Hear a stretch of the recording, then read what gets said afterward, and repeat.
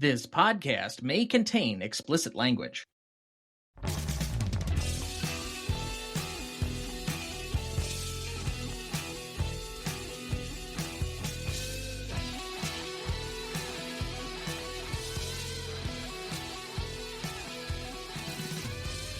Welcome to the Greatest Movie of All Time podcast, the show that uses a unique grading style to redefine what the greatest movies are. I'm Tom Duncan. And I'm Dana Duncan. We also welcome our returning celebrity guest and our first ever guest on the show. You know her from episodes like Inglourious Bastards, Zodiac, The Artist, My Fair Lady, and The Great Dictator. Please welcome Sarah Duncan.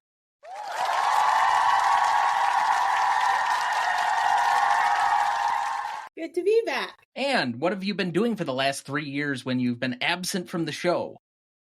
I don't think it's actually been 3 years. It's been 3 years. I looked it up. It was like June 16th, 2021. Wow. Well, I completed my master's degree in history and moved a state away. Fair enough. It was to get away from us, right? Oh, definitely. Especially you, Thomas. Dad, yes. I miss. Well, Dad is the mascot of the show, and everybody seemingly likes him a lot more than me. I'm an acquired taste, like port wine. I do appreciate a good port, though. Brussels sprouts? I like, especially charred Brussels sprouts. Yes, with a With little pepper. bit of hot honey and bacon. Ooh. Mm. Tom is always best with complimentary other things, like alcohol. Mm. You mean that you consume, not me? Yes. Yeah, I was going to say, I'm not quite as good with my alcohol. No, you are a morose... introspective drunk. Yeah, you're not fun. Yes. I get, great moments of clarity, but it annoys everyone around me. Your idea of clarity, and most of us think it's through rose-colored glasses. But okay. It's about the same way I feel post-coital. That's too much information. I wouldn't want to know that, so that's good. Let's just move on. We're starting off well already, aren't we? Okay. We also welcome our newest celebrity guest, an Instagram and Letterboxd film commentator reviewer. Please welcome Joe Boukhari.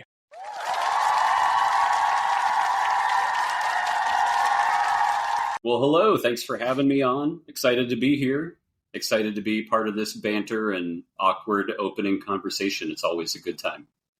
Yeah, I'm sure. We hadn't even brought you in and you're already experiencing the full Duncanness. There we go. All right. And Joe, as you're well aware, with new guests to the show, we ask you a few questions just for the audience to get to know you. So first up, tell us a little about yourself, what you do, and why you love movies. Well, I am a trainer in learning and development for a retail company by day. And I don't really like the term by night, but I suppose by weekend and other free time. I'm also a real estate agent in the DFW area.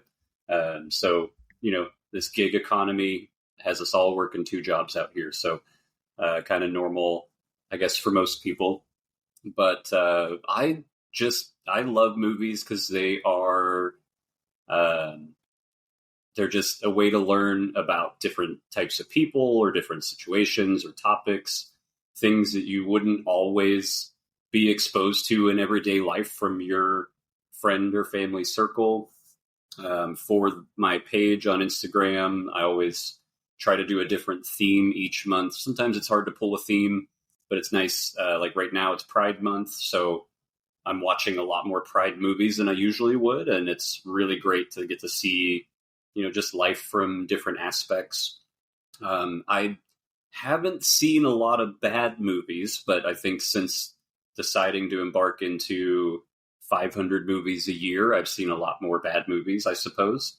But I just enjoy jumping in and getting a chance to see different stories and learn new things about people. And sometimes it's uncomfortable, sometimes it's good, sometimes you cry, sometimes you laugh, and I love all the in-betweens as well.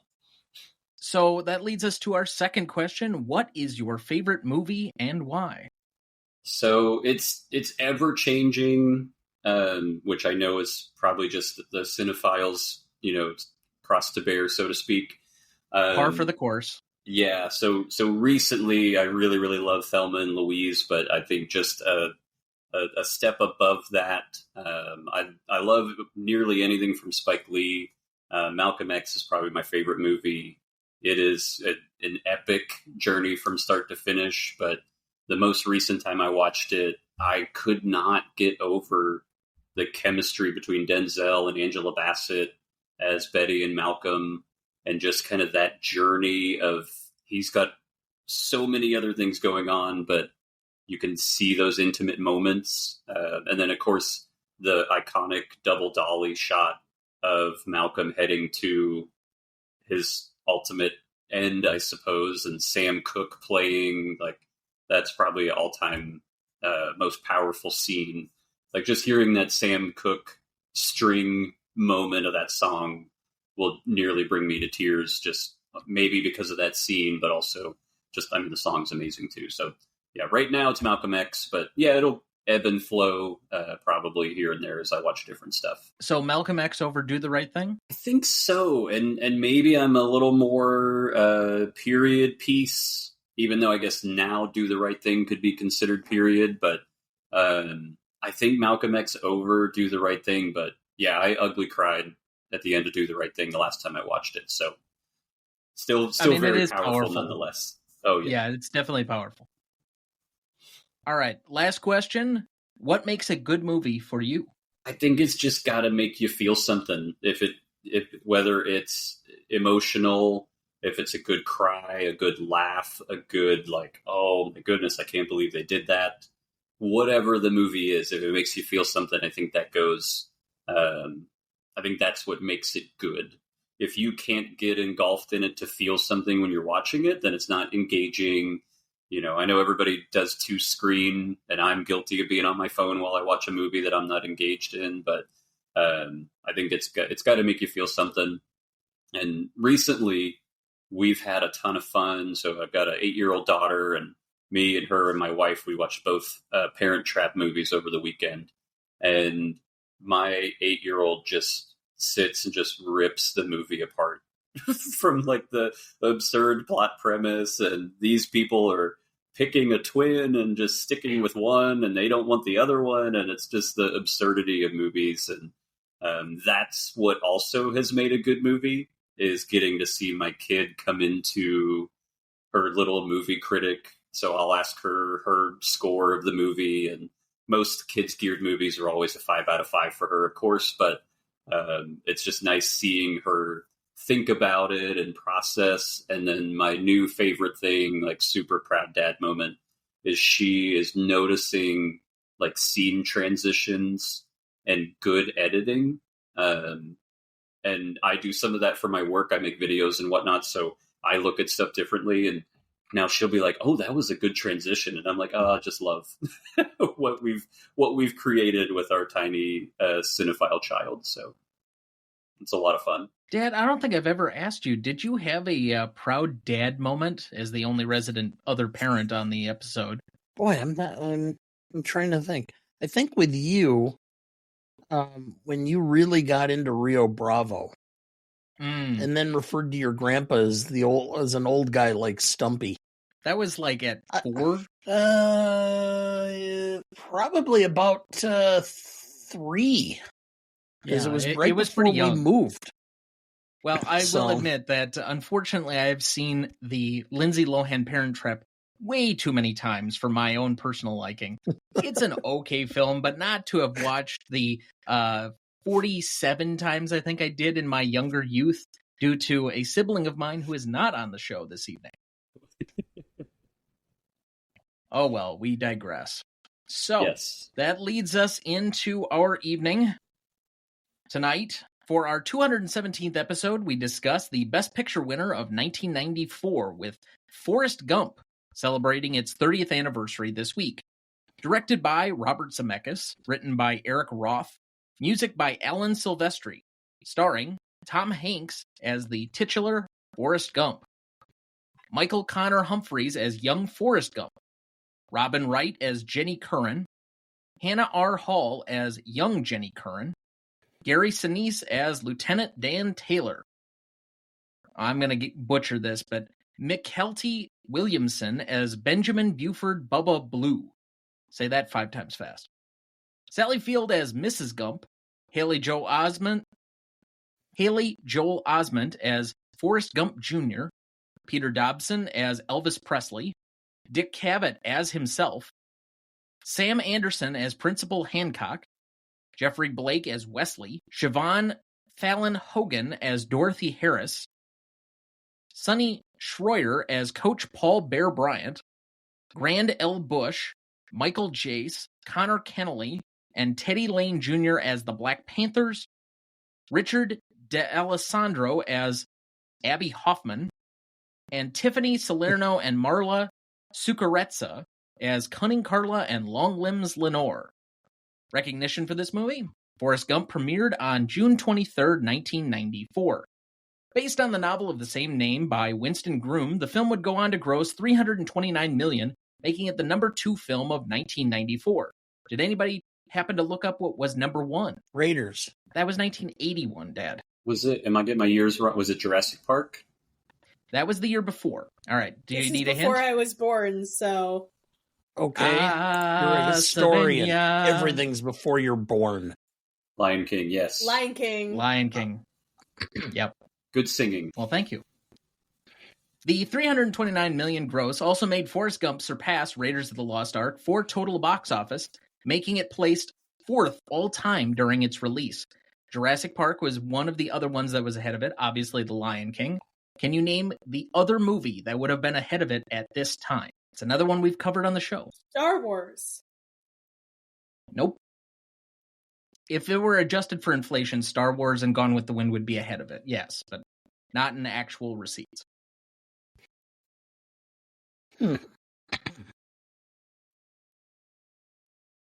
E.T. Phone Home. I see. Yes, that was number 1 until Jurassic Park surpassed it, and Lion King surpassed this film. All right. Forrest Gump would receive widespread critical acclaim and would go on to be nominated for 12 Academy Awards, including Best Supporting Actor for Gary Sinise, Original Score for Alan Silvestri, Sound Effects Editing, Sound, Art Direction, Cinematography, and Makeup. It would win Best Picture, Director for Robert Zemeckis, Actor for Tom Hanks, Adapted Screenplay for Eric Roth, Costume Design, Film Editing, and Visual Effects. In the years since, Forrest Gump has become a lightning rod for reanalysis by online film fans and critics alike, many of which feel it is the inferior film to 2 other all-time classics previously discussed on this show, and which will be revisited this September, The Shawshank Redemption and Pulp Fiction. In 2015, The Hollywood Reporter polled hundreds of Academy members, asking them to re-vote on past controversial decisions. Academy members said that, given a second chance, they would award the 1994 Oscar for Best Picture to The Shawshank Redemption instead. In spite of this, it has been recognized by the AFI on the following lists. AFI's 100 Years, 100 Movies at number 71, AFI's 100 Years, 100 Movie Quotes at number 40 with Mama always said life was like a box of chocolates. You never know what you're gonna get. AFI's 100 Years, 100 Cheers at number 37. AFI's 100 Years, 100 Movies 10th Anniversary Edition at number 76. And the film also ranked at number 61 on Empire's list of the 100 greatest movies of all time. In 2011, Forrest Gump was selected for preservation in the National Film Registry of the United States. Forrest Gump currently holds a 76% on Rotten Tomatoes, an 82% on Metacritic, and a 4.1 out of 5 on Letterboxd. So as we start each week, Dad, what is your relationship to this film? I took your mother to it on a date night. So, and what happened? Well, during the movie, not after. I don't need to know the after. Well, I don't remember what happened after, but anyway. Not that good, huh? We're watching the movie. Invited that. Yeah. We're watching the movie, and what ended up about, at one point in the scene where Gary Sinise is thanking Forrest for saving his life, and then he jumps into the water into the ocean. He never really thanked him. He said, "I never thanked you." He never said, "Thank you." Semantics. Anyway, your mother turns to me and says, "Where in the world did they find such a good actor without legs?" I lost it. She's getting madder and madder the harder I'm laughing. And I just said, it's all done with the computer or graphics. Oh. So he has legs? Yes, he does. I think there's actually a good episode of the movies that made us on Netflix about Forrest Gump and how they did all the CGI and green screen effects, but this is about the first times that they were actually doing those things. So I can't be too mad at my mother for getting that wrong, but it is funny. It has lived in family lore for 30 years. I know. I love my wife dearly, and she's a very bright, intelligent woman, but every once in a while she just has a brain fart. Sarah, what's your relationship to the film, or can you even remember? I'm pretty sure we first watched it as a family. I'm not exactly certain as to the first time I watched this movie, but I've seen it multiple times through the years. I think, did we rewatch this in 2020 when we were hauled up together? It's possible. We watched so many movies that year when there was nothing else to do that it's hard to keep track of all the ones that I watched with you. There are certain ones I definitely remember showing you for the first time, but I don't remember specifically whether we watched this one or not. I mean, it's very possible. I think we did, and then I've just really actually enjoyed, even at work this week, I've talked about the fact that I was coming to talk about this film, and like everybody that I talked to about the fact I had this going on with this particular film had something to say about this movie. I mean, it's been kind of an interesting point because it actually, I didn't actually know that I had so many movie fans around me. So, yeah, I mean, it's been one of those movies that I have enjoyed for over a decade. But it's not one that I've commonly seen. I would say I'm in a similar boat. I don't really remember the first time that I saw it. It's just one of those movies that's been so culturally popular and that it's been relevant for so long that you just knew what this was. You probably knew the lines before you probably even saw the film. For me, I mean, life is like a box of chocolates, or my dad quoting, nobody ever got into trouble by keeping their mouth shut, as a lawyer, of course. Those are things that just stuck with me all through childhood and whatever else. This movie was such a cultural phenomenon that maybe this is a hot take, but I think the notion that this shouldn't have won Best Picture because it wasn't the best film is kind of absurd. When we were in that era, this is when constantly the number one movie of the year or a movie in the top 5 that everybody saw that was even of somewhat decent quality and wasn't a franchise type film. Like Jurassic Park was not winning Best Picture, but a lot of people saw Saving Private Ryan and Schindler's List and Braveheart, Apollo 13. Titanic. Exactly. These were huge movies at the time. And to have this notion that even though Pulp Fiction finished number 10 at the box office that year and was this indie darling, that it was somehow going to usurp this juggernaut of Forrest Gump at the time is incorrect. And I'll also say, maybe to preempt a further question later on, but the point of the Oscars is not to get it right, but it's actually to get stuff wrong. It makes movies more interesting when they get stuff wrong, so we can look back and say, oh, Citizen Kane should have won. So we have these discussions and long-ranging things, and people are introduced to Citizen Kane for the first time 60, 70, 80 years later. So the notion of the Oscars getting it right is completely absurd for me. But Joe, what was your first experience with this? I was I had to Google earlier to see if this was one of those movies that was the double VHS back in the 90s, but it was not. The aforementioned Malcolm X was the double, I think, at the time. But we definitely rented this movie at our local video store in the tiny town I grew up outside of. And watched it as a family, and I'm sure watched it repeatedly for those like 3 days before we had to rewind it and return it.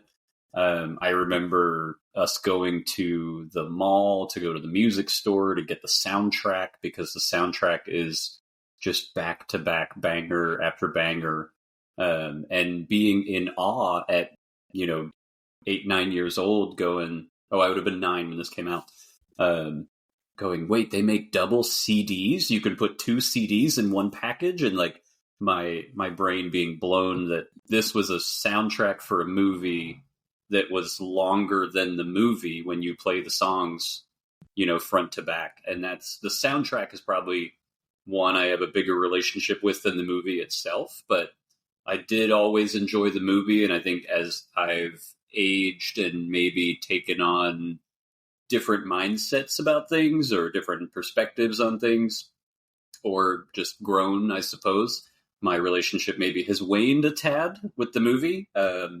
But I still, I recall doing and we'll talk about this later, I'm sure, flipping the channel and it's on and it's staying on until it's over kind of thing. So, I did have a lot of great, relationship with it, memories, and those rentals and the soundtrack. Just the double disc, it looked so big at the time for that, double CD packaging. So that, honestly, that's like my photographic memory moment with this movie, is the soundtrack. Yes, kids, pull up a seat and let us tell you about the era of VHS, CDs, Blockbuster, and returning. Yeah. Be Kind, Rewind.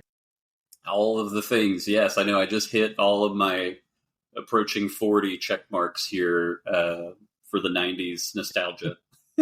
Yeah, if somebody wants to create a drinking game based on 90s movies we cover, I think, you probably hit this pretty early on. So shots.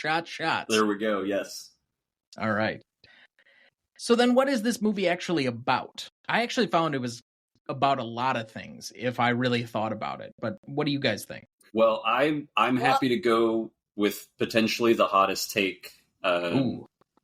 And I think that this is a capitalist's wet dream, that if you just do exactly what you're told and you serve your country and you steal an idea from your buddy that you were in the military with, that you too will become a millionaire. It is insane. To be honest, you are not very far off from the National Review, which named this as one of the top 25 conservative films of all time. Yeah.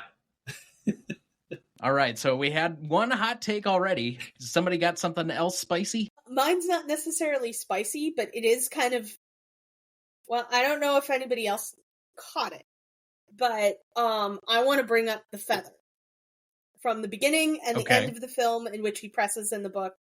It's in the photo of the movie when you go and actually look it up online. It's something that comes up time and again, and I think the best quote that's associated with it is this idea of destiny, of he doesn't necessarily believe if everybody has a destiny like his mom does, or if we have choice in the matter. And I think it's a lot to do with how a lot of his life was an accident, and how he just happened upon these things because he was, by and large, himself. So I think it is a lot about him being himself and about what we're all supposed to and meant to do with our lives. And to make this a pure Rorschach test, I'm going to go the other direction, which is you can be a person with little advantages in life, intelligence, physical abilities, etc.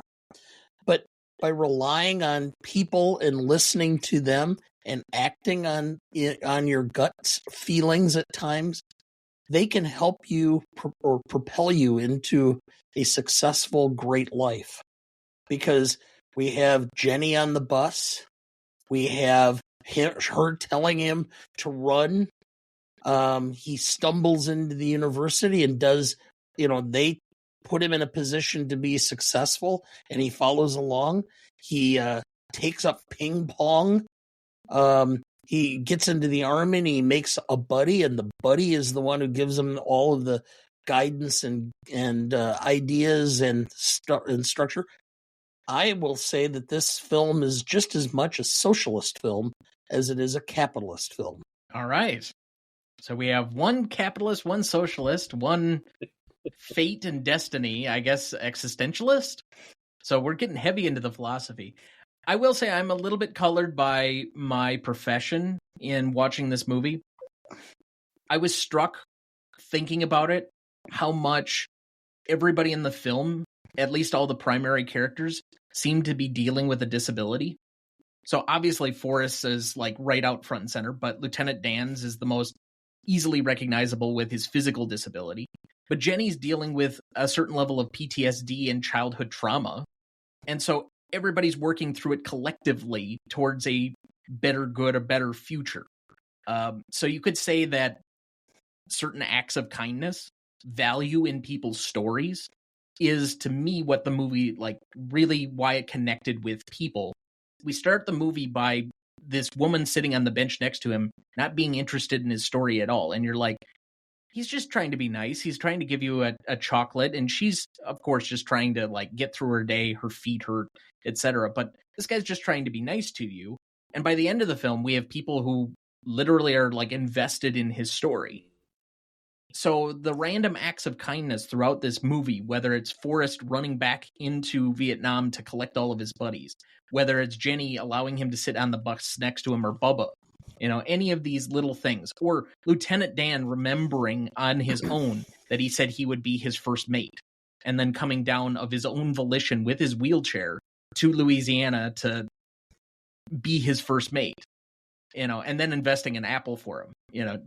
There's some fruit company. Yeah. I think this movie is littered with acts of kindness and people that would be otherwise marginalized.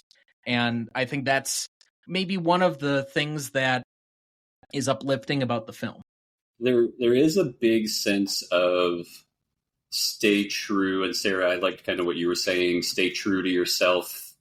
And things will happen. At no point did he try to conform to Jenny being a hippie, or conform to the Black Panther Party that he was in, or go all Semper Fi, I've got to die for my country like Lieutenant Dan. He just stayed tried and true and followed all the stuff that his mom told him, and just like you all were saying, what he was gleaning from everyone else. So there is something admirable about that, of being able to stay true to yourself, even if it's not common. And I like the note about people can see themselves in this movie, whether it's through different family members or disabilities or addiction, or just going about life with a smile on your face like Forrest did. So, while I've got some hard opinions, I don't hate this movie. Let me get that out of the way early before we go too far. I think you would get a lot more mileage out of actually being hateful of the film than the other way around. I mean, obviously with the way the discourse has gone lately, but there was a reason at one time this film connected with America. And I've given you my theory of the case, but what do you guys think about why this movie became such a cultural touchstone, at least domestically? I think by and large, it's because this touched on so many things that the average person deals with. So everybody can see a part of their life reflected in it, and has a different piece of it that speaks to them, whether it's dealing with addiction, dealing with childhood trauma, dealing with military experiences, having somebody in your life that has been, or that is disabled and suffering from those problems, whether by the military or outside of that. Everybody in their life has something that they can see of themselves in this. Well, let me introduce or put forward the idea that the criticism has often been this is melodramatic and it's oversimple, that a lot of these ideas are not grand enough or whatever else. And you're actually saying that the simplism of the idea is actually what makes this relatable. So would you fight back against that criticism that it's been levied in the last, 20 years now? Yes, because I don't think that by and large the average person needs something to connect with that is this dramatic idea. we can all sit through and enjoy and experience a wonderful film that touches on something that we personally have experienced. Like, I think the beauty of this is that because it's boiled down, because it's simple and it's fun, people just have joy when they see this movie. I think people are a little over criticizing this film simply as being melodramatic and pop art and all that. Okay, when I use the term Rorschach test, I wasn't being just trying to be funny per se. I mean, it is. And that the simplicity of this. I think people read different things out of this because of its simplicity. I mean, what's the ultimate in simplicity? Have you seen any of the later works of Pablo Picasso? It's lines and circles on a canvas. Okay? And yet people can go and write dissertations on Pablo Picasso's later works because they're open to interpretation. That's the nature of art. The better the art is, the more different people look at it and see something different. The idea is to stir your imagination, to stir your subconscious. And sometimes, because it is your subconscious, to bring some thoughts or feelings up from there that you don't normally think about. And that's ultimately what makes this film successful, because I think if you ask these questions to 100 people, you're likely to get about 80 to 85 different answers. Yeah. And I think, and back to the why America loves Forrest Gump as a movie, it is that true underdog story. And this is one of the earliest movies I can think of that is the perfect Rick Dalton pointing at the screen, oh my goodness, that's where that's from, meme, because there is so much pop culture baked into this. Granted, a lot of it is who else got assassinated or had an attempted assassination, but there are so many little pieces, and Zemeckis had a field day with putting things into this movie, including a picture of the president and Marilyn Monroe when Forrest goes to use the bathroom. Like, he just was Easter eggs galore, but it was stuff that people knew about. You get into Watergate and you get into the Beatles and you get into all of this pop culture stuff that is fun to watch and is fun to see and is fun to know that you get the inside joke that the director put in there, as opposed to it being an obscure, oh, I was, inspired. And I love movies that are inspired by, movies that 5 people have seen. I love that kind of stuff too. But this is stuff where I think people could look at it and go, yep, I got that reference, and they could talk about it the next day or the next week. And it made it easier to connect with the art, especially when a director can say, I want this and this and this in here, and nobody's ever going to see it because it's, a fraction of a frame. But I think that's what made it a lot of fun. And then, of course, I think on the side of it, yeah, it can be simple, and yes, it's poppy, and it is a symbol of pop culture, really, from the 60s, from Elvis staying at his mom's house to all the way into all of the stuff that he saw when he was running and inspiring bumper stickers and smiley face t-shirts. But it got to a point where it's cute, and then it wears, and then it comes back and you love it, is kind of the journey I took on this most recent watch, where I was like, oh, I'm so sick of the references here. But then it almost beat me into submission, where I was like, no, give me more. I want more references here.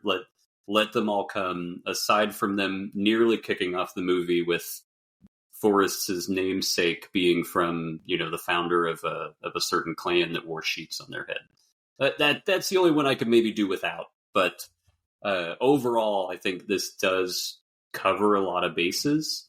And I think to be palatable for everyone, it does have to take some broad generalizations with hippies or Black Panthers or servicemen or just simple Southern folk too, And that's what made it so maybe more accessible for everyone versus just as, somebody looking for all those pieces. I do think that I'm aware that there's a longer extended cut, like a director's cut of this movie. But even at the 2 hour and I think it's like 15-minute run that this is, you do feel some of its length. Mm-hmm. I will say that there are moments in this where it really does ebb and flow. It starts out well and you get really kind of gestating and running, metaphorically, of course. And you can kind of get into the movie, and then kind of like around ping pong, it just kind of dips a little bit. And when Jenny's out of the picture, it doesn't have the pizzazz until you kind of get around the shrimping boat. And then about that point, it's like, all right, we're back in a little bit. And then it kind of dips again when he's going to run cross country. And then about the time where he meets his son, you're like, oh yes, let's end on a great note. Mm-hmm. So I can understand that this is not necessarily everybody's movie. And the more you watch film, the harder it is to watch something that's sometimes so simple that you don't want to allow yourself to just be emotionally connected to something. This is a movie that has broad appeal. And so just because it's not the favorite of film fan critics on the internet doesn't mean it's not a good film. And quite frankly, as far as the length, I'd forgotten that it's almost like they wanted to draw the film to an end. They go, oh shit, we came up with all these scenes of him running. So we have to stick those on at the end. Because they just didn't seem to fit. I mean, quite frankly, when I'm looking at the film, they could have cut that whole segment out and it would have made the film much tighter and I think more interesting. Probably, but then I don't think the timeline works precisely. But then again, I have a remaining question later on that will address when does this movie actually take place? Because I think instead of being contemporary, I always grew up, every time I watched this film, I thought it was happening in 1994. I think there's an argument to be made that this is happening in like 1985. Could be. And he did run That would be my guess. He did run for whatever it was, 3 years, and he had it down to the 2 months, 14 days, and 16 hours. There we go. Your notes came in handy, Sarah. Yes, so and that was nearly it worked perfectly for the age of Haley Joel Osment's Forrest Gump Jr. Yeah, almost exactly. Yes. So I think, and even we don't know the indeterminate amount of time that Jenny was staying at the house. Like, it seems like she was there for more than a week or a weekend, but we don't know exactly how long that was. And we were still like in the 70s when he gets the shrimping thing together. Mm-hmm. So I do think there is some time. And then after he meets Forrest Jr., I was just going to say, we could try to date it based on the hurricane. Well, I suppose, but that only takes you just so far. And we do get a flash forward, 1973, when they have the New Year's party? That's quite clearly shown. And they have the Watergate break-in. That's true. That's 72? 71? 72. It was like April of 72. Yeah, okay. And then they flash forward to Nixon's resignation pretty quickly. So there is like some time jumping quite clearly throughout the movie. But when the movie begins, I want to say it's in the 50s because everybody would have known Elvis after like 1953. So for him to show up in a boarding house, you would think that most people would know who he was. He's not just palling around in some random boarding house. Elvis, really, his popularity started about 56, 57. Okay, so a little bit really later well than known. That. I thought for sure, though, that like Jailhouse Rock had come out before that, but I guess I'm wrong. Anyway, try to back into when magic legs were invented for Lieutenant Dan, so that's another way we could try to get the time frame on. Fair enough. So, Dad, are you ready to give us a little bit more background on this movie? Do you have a plot summary ready for us? I do. In Robert Zemeckis' Forrest Gump, we follow the extraordinary journey of a seemingly ordinary man through decades of American history.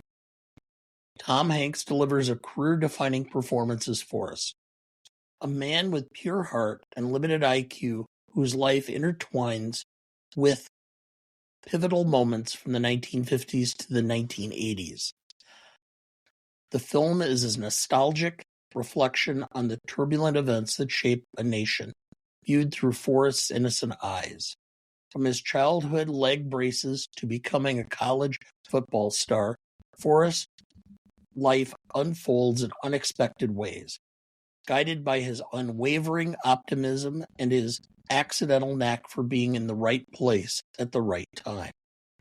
At its core, Forrest Gump is a tale of resilience and the enduring power of love and friendship.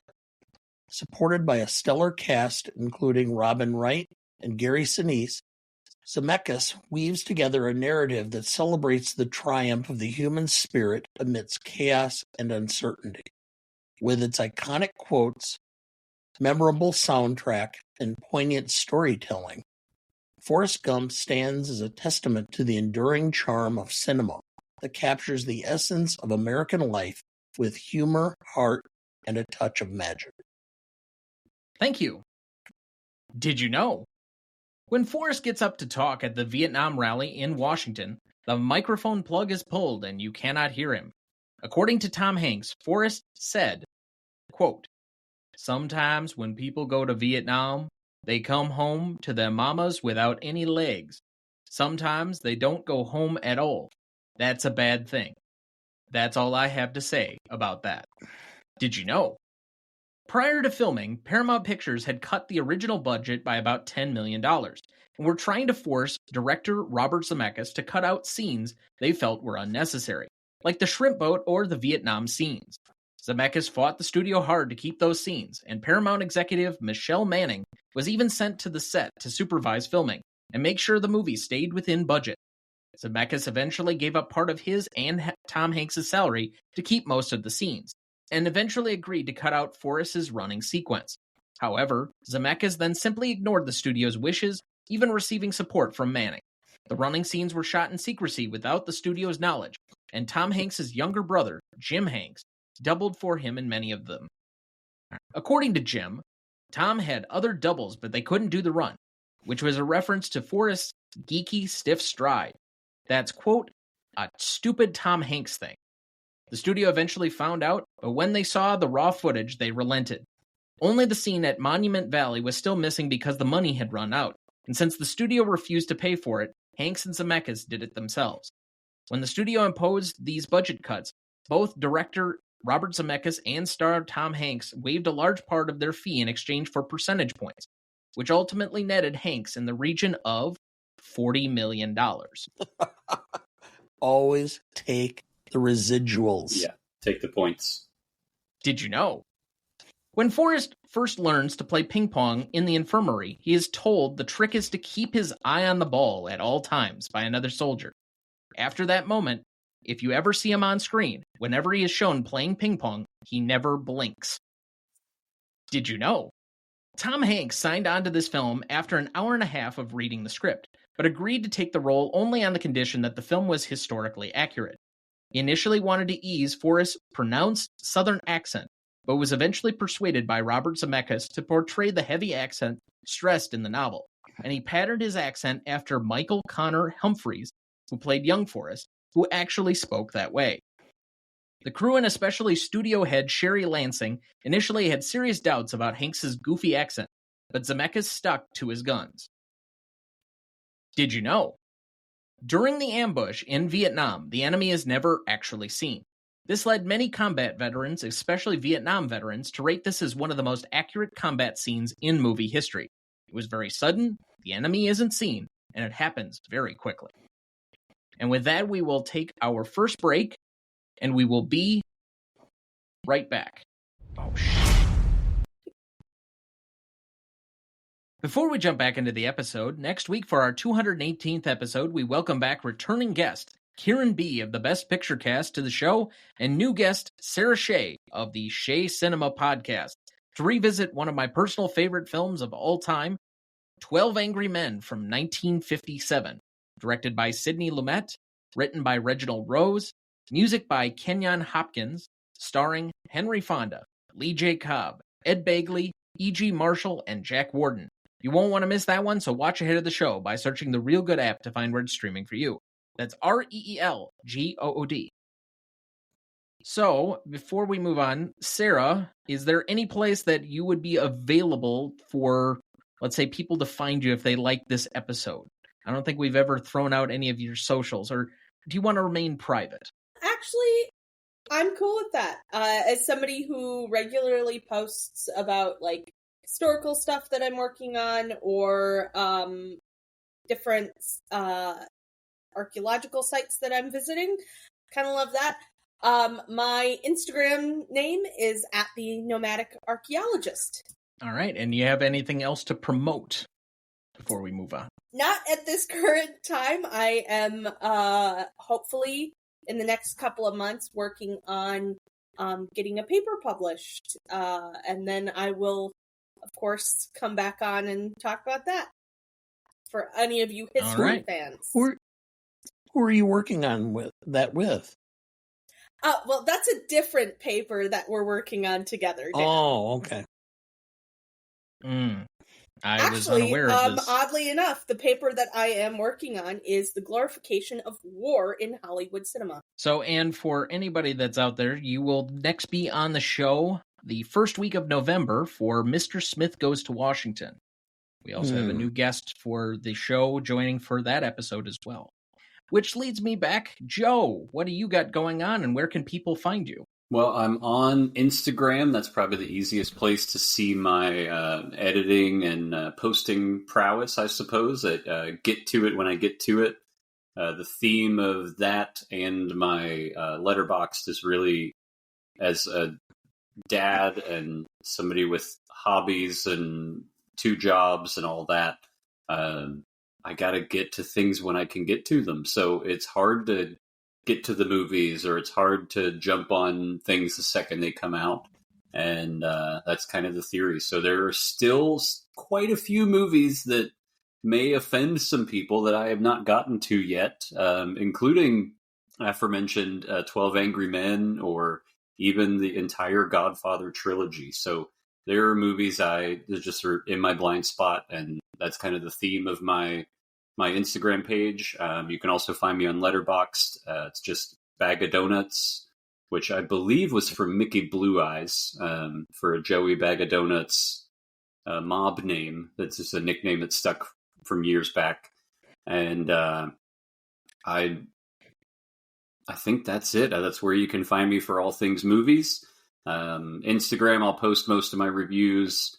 And then I'll do like a weekend wrap up, so people don't have to endure me reviewing what my kid wanted to watch over the weekend. So if you want those reviews, those are on Letterboxd. Everything else is on Instagram. But I have a lot of fun and try to post random thoughts on reels and stuff like that. So very, very cool community, and I've had a ton of fun getting it started beginning of last year. So it's growing, and I've had a ton of fun with it. So give me a follow over there. Get to it when I get to it. Awesome. And we will have the links for both of our guests and what they've mentioned, both in our episode description and on the website, if you want to have easier access to find them. I will say, at least for me, the inclination, anytime you mention one of those big movies and you haven't seen it, it's automatically, oh, you haven't seen that? And I have to control myself. I try to resist the urge as much as humanly possible, not to film shame. I know it's really common amongst us film bros, but I want to congratulate you that you still have yet to see them, because that means you can still see them for the first time. Yes. I cannot. Yeah, and actually next month, so July is not a properly themed month, albeit any type of history month or anything of that nature. So July, my theme is going to be movies from before I was born. So that's going to include, I mean, obviously there's a whole, whatever that is, 85 years just in the 1900s alone that are prior to me being born. But that's kind of the goal, is to hit some of these older ones and the classics that, of course, can gain stigma when you're not, when you just want to see shiny new things all the time. So I'm excited to dig into some stuff. I've got things queued up all on all my streamers. So I'm happy to, and send me recommendations. I'm happy to take any inbox DMs for recommendations for old movies as well. You hear that, Film Twitter? He needs recommendations. All right. So, before we move on, this is normally our new Ask Dana Anything segment. I really should have like a soundbite or something with that, like game show. Ask Dana Anything, or something like that. But I haven't taken the time to try and do that yet.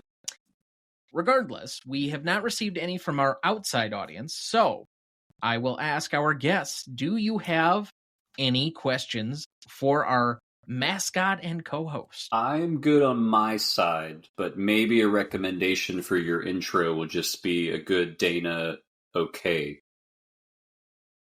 as the intro sound for the Ask Dana Anything segment. Okay. we might be able to do that. Get a Dana okay as a ringtone. I know I've had at least one guest mention they wanted to get my Did You Know as a ringtone. Okay. Well, I actually do have an Ask Dana Anything. As a fellow alumnus and a curious person of what the college was actually like prior to me being there, as they've had a numerous amount of very weird and interesting things at the campus, from everything from a softcore porn film being filmed on campus to a murder. What is your favorite and potentially your funniest memory from college? So we're referring to our joint our alma mater, which is Beloit College in Beloit, Wisconsin, which is where I grew up. And I'm about a handful. Literally, I think there's only 12 or 13 people that graduated from Beloit Memorial High School and Beloit College. I think that's what the Alumni Association told me. So I'm a rare breed. But my funniest moment was I was working as part of one of my summer or my college age jobs was I worked in the security office. And I was the dispatcher. And so during the year, they actually had a switchboard, an old switchboard, where a call would come in and they would ask for whoever, and they had a list of where everybody was in the dorms. And then you would transfer it to a particular extension that would ring on the floor nearest their dorm room. Okay? And then the other thing that you did is about every 10 to 15 minutes, the security guards would call in. Okay?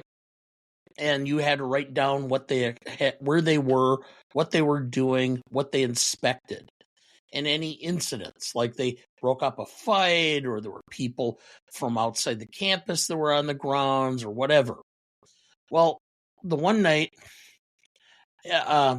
in my dorm, okay, we had 3 brothers who were Palestinian. And I know they were Palestinians because they all had big photo posters of Arafat on their walls. Well, we had this huge rainstorm. And it's in the area right by the college as you're walking towards the dorms up from Morris Ingersoll on Emerson. Okay. The sewers were all plugged up. We had, and I'm not exaggerating, I think something like 4 inches of rain in an hour and a half. One of the security guards came back and he is drenched from about mid-chest down. He had to wade through that high of water in that area on the road. Well, I got off at 11 and I went back, and the Hassan brothers had a Camaro. And as I'm walking by, the water's all down, but they open up their car door, and it was like watching a cartoon because the water was filled up to almost the top of the car, and it just poured out the door. And I just started laughing, and I couldn't stop. I think I laughed the whole way home because it looked just like something out of like Bugs Bunny. And I got back to my dorm. But it didn't matter because the Hassans had enough money. They just got a new Camaro. That's the problem with those T-tops. Those old T-tops were not reliable in the rain at all. But yeah, opening that door and the water just pouring out, I just went like, you couldn't do that any better than it, just it like a movie or a cartoon where it just worked that way. So moving on, let's go to best performance, is where we left off. Dad, who do you have down? I have Tom Hanks. I also have Hanks. Anyone else? It's Gary Sinise for me. Sarah? Actually, I agree. That was my choice. All right, so we'll take the Hanks perspective first. Dad, why Tom Hanks? It is so... I mean, it set Tom Hanks as being the Mr. Everybody. I think this film made Tom Hanks clearly the next generation's Jimmy Stewart. And he became kind of like one of the most impactful actors of his generation from this film. Simply because his performance transcended. It would have been easy to make the character buffoonish. He didn't. He undersold the entire film or the whole portrayal. And made it somebody you not only that you didn't laugh at, but you laughed with more. I think the character, I would agree, is the linchpin, obviously, the film being the titular character, but he also becomes, as Joe mentioned earlier, your underdog story, your Rudy, your guy that you're constantly rooting for throughout the film.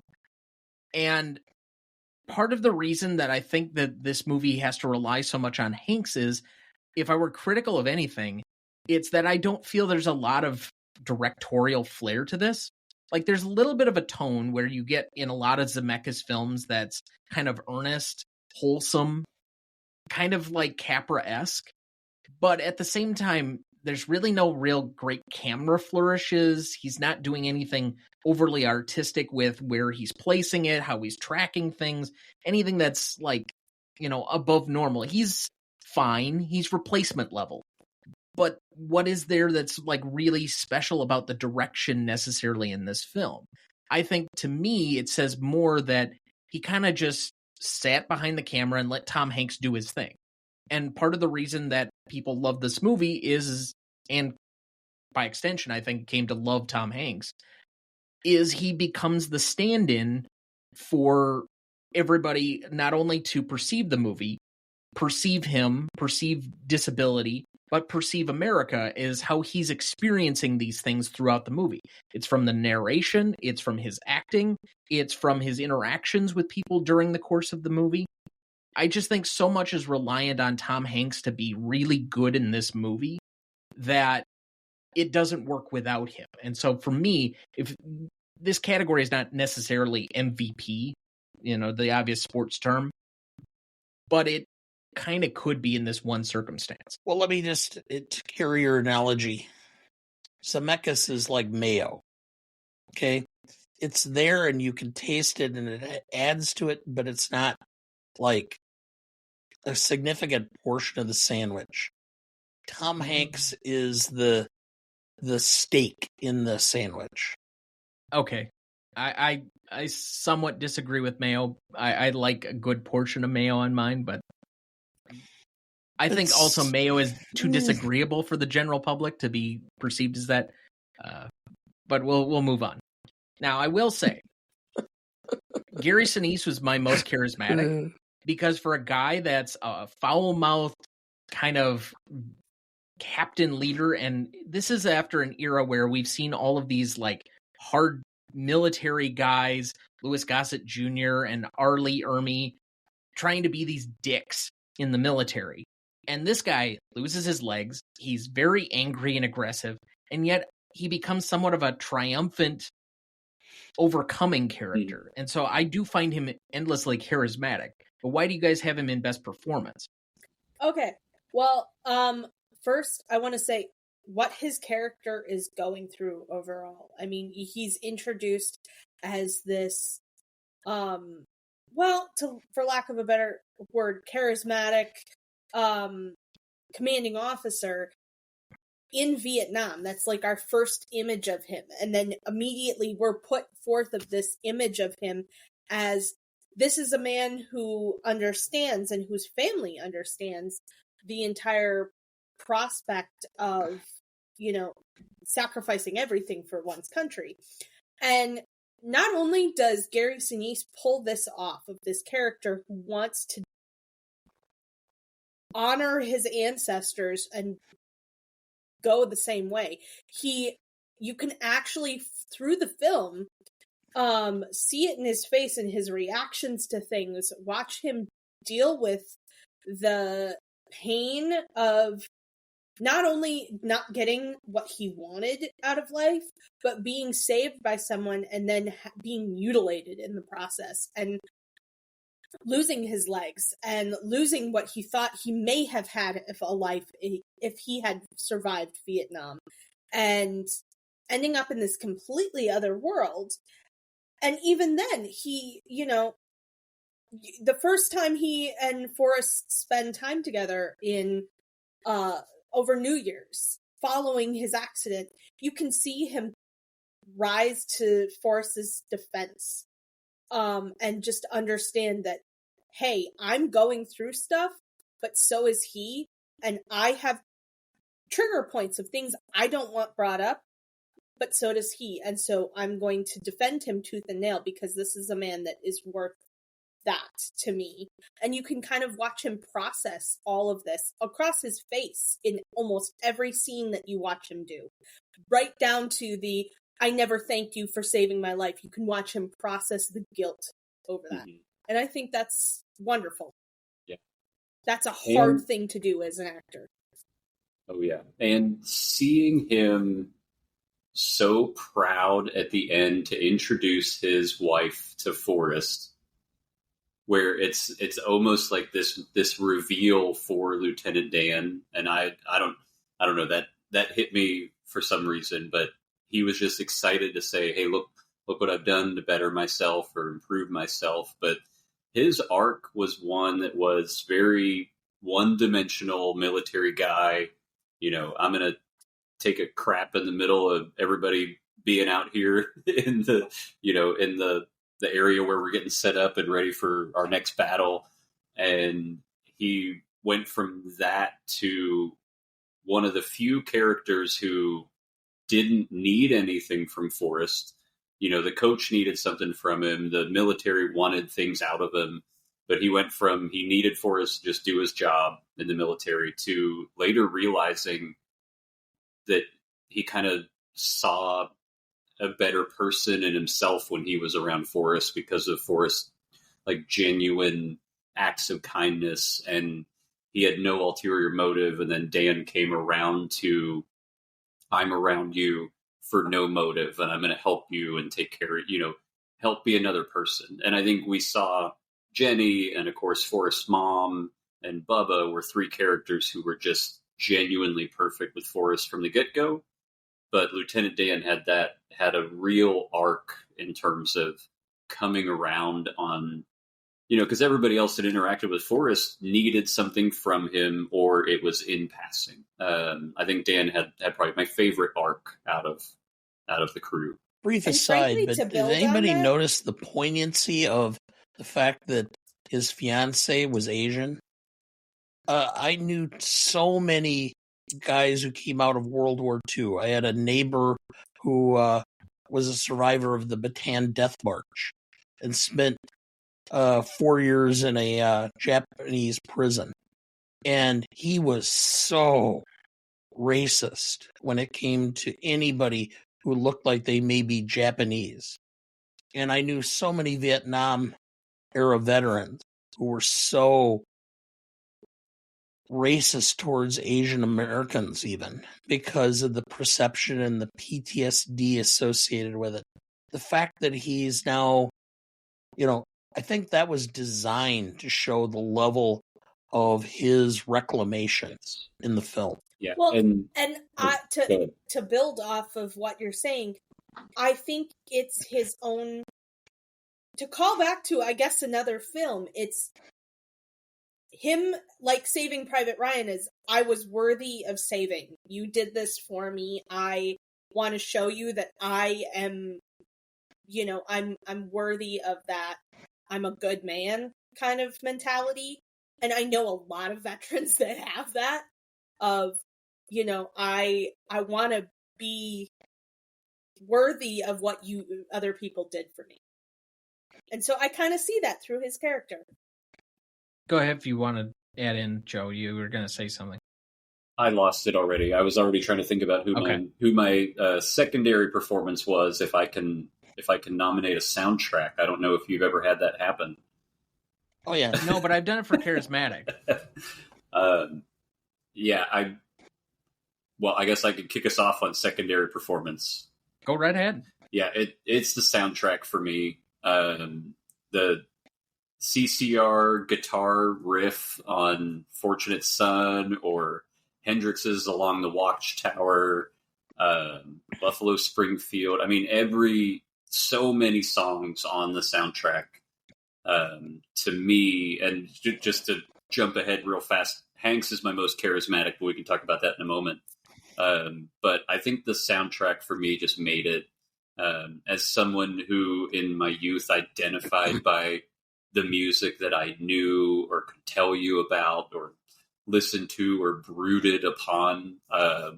The music really redeems so much of any of the shortcomings for the movie for me that it becomes one of those things that I can't even, I can't be mad about it. I'm like, well, you know what? They had that amazing soundtrack. It can do no wrong at this point.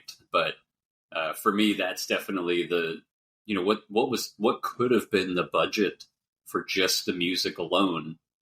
And then to still get all the big names. I mean, you've got Robin Wright and you've got Hanks and Sinise and Sally Field. I mean, Lord, it's the names were insane, and to still have that budget for, I mean, I guess, of course, they got on the cutting room floor some major scenes that I loved. But yeah, for me, it's the soundtrack for secondary performance. I think that makes a lot of the tone and helps with the transitions. As ham-fisted as some of the scenes can seem, the music redeems those jumps from one thing to another, or in the timeline. I think it helps with those transitions. I'm definitely not enough of a music historian to be able to really place my finger on this. But as I was watching it, and it's been a while since I've watched Forrest Gump, but there was a part of me that wondered if a lot of my associations with different historical periods and all the films that kind of like copy certain songs with associations with Vietnam or the Reagan era or certain times of the 70s is somewhat copying this movie because of America's association with all of those songs throughout the course of this film. Yeah, I cannot hear Fortunate Son without envisioning and hearing a helicopter. And you would think I went to war and had that song playing at the same time, but it's literally, this movie has it just embedded in my brain. And that's something that's immensely powerful, especially the music, the relationship between music and movies. I'll make my secondary quick here.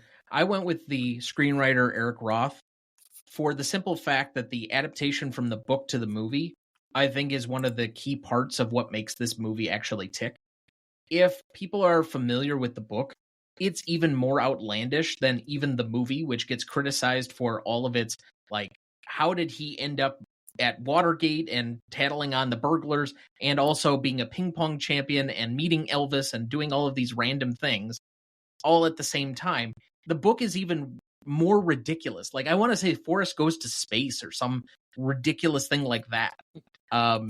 So because he takes this book that could be very cartoonish and draws it back to something that's a lot more grounded, a lot more human, I give him a lot of credit for why this movie, I think, resonated so much. Because at a certain point, I don't think people would have bought in to this movie and might have just lost people in the way that the ending kind of brings you back in. I mean, we were talking about how the running scenes probably could have been cut. If you're throwing him in space, or he's somehow like having a run-in with Magic Johnson in 1979 or something random like that. I don't remember if that's part of the book, but those things would just be beyond the pale at a certain point in time. Yeah. What is this, Fast and Furious? We're going to space? So I give him a lot of credit for why this movie ended up working as it did. Dad, who was your secondary? I had Gary Sinise, and it was close. Because I'm just, to be perfectly honest, after this film, I became such a Gary Sinise fan. Thought he was just phenomenal. Apollo 13, he was great. And a mini series, if you can see it, is Truman, based on David McAuliffe's book, where Gary Sinise is Truman. Just phenomenal work. And he, I think, is probably a very underrated actor. I actually had Robin Wright for this. So I know that's not somebody that we've necessarily discussed prior, but her character has so many layers, and she portrayed it well, that she had to be more of a support system to both the entire storyline as well as Forrest's character, as she is continually brought up throughout the entire film. And without her, in a lot of these moments, a lot of the story would kind of be dead. And you've said it yourself, after she's gone, it you have this sense of a lull in the storyline. And I think to an extent everybody feels that, because a big part of the story is his love for Jenny, even down to the shrimp boat he names after her and everything. But it's these moments like her praying to get away from her dad's house, the young Jenny character, even though it's not necessarily Robin Wright who's portraying it. It's the standing on the balcony while high above this rushing street. It's not only believable, but it's supporting the fact that this is a character who's in turmoil, who's going through all of these things, who needs help. And that is always what Forrest's character is. That's who he is as an individual, as we see throughout the film. So I think she does that well. For a generation of films that we've often criticized on this program for being unkind to women in how they're written, they either are in a very supporting role where they're just either moving the plot along, or they're coming in with certain lines to just further the title character. She has somewhat of her own story arc, even if tragic. But the other part of it is, you're talking about the turmoil. She has to, whether it's the younger Jenny or Robin Wright throughout the rest of the film, not only be kind to Forrest and be believable, but then not know how to be capable of being kind to herself. And I think that in an era where we didn't quite understand a lot of those things is much more difficult than I think 30 years on we probably give credit for. Most charismatic, I already gave mine. So let's start with Sarah. Who did you have? I actually had that as Tom Hanks. His character, because of his charisma and his charm, is what made, I think, Forrest believable. So he's not somebody that you're going to look down on. He's somebody that not only, as Dad said, you laugh with, but he's somebody you care for and you're rooting for throughout the film. And a lot of that has to do with the day in, their day out way he interacts with everybody around him. And he does his best in order to not only be kind, but to bring joy to people. He, in the hospital is bringing Lieutenant Dan ice cream because he thinks that's something that might make him smile. And I think that's charming. It's something that everybody needs. It's something that is so relatable, is having that kooky friend in your life who is just there to make you smile when you need it. Yeah, definitely Hanks as the most charismatic. I mean, he's up there in my favorite actors, and I don't think that you could have given much to your notes that this movie doesn't work without Hanks. I don't think it can, and I think it's his nature of delivering the lines that he does and the tone that he does. And you can get, it's just a little bit above and a little bit below the line of where, of whatever's going on in the scene, but you can catch the sadness or the happiness or and I hate to say the ignorance is bliss moments, like bringing ice cream for Lieutenant Dan, or just not taking offense to something. I don't know. I think there's so much that Hanks did in that role that makes it more charismatic, even though it is I think it obviously it's a complex role, but what he brought to it definitely helped make it that of the film. And, I don't think anybody thinks of anybody other than Hanks when they think of Forrest Gump. So it's definitely, for me, I think that just did so much charm wise and, definitely the secret sauce for the movie, I think. I'm a believer that everyone in life has a superpower. Some people never really discover it or understand it, but I think everybody does. And there are some people that superpower is they just fill a camera. There's a lot of actors who are really good on Broadway or local theater, but they're not movie stars. And it's the ability to fill a screen. And Tom Hanks has that. And that's why I have him as most charismatic. There are just some people that have that knack. And he just comes across that way. And not only is that knack that he fills the screen, he builds a connection with you that I can't describe. It's when you watch Tom Hanks in any film, you can see yourself almost in that situation.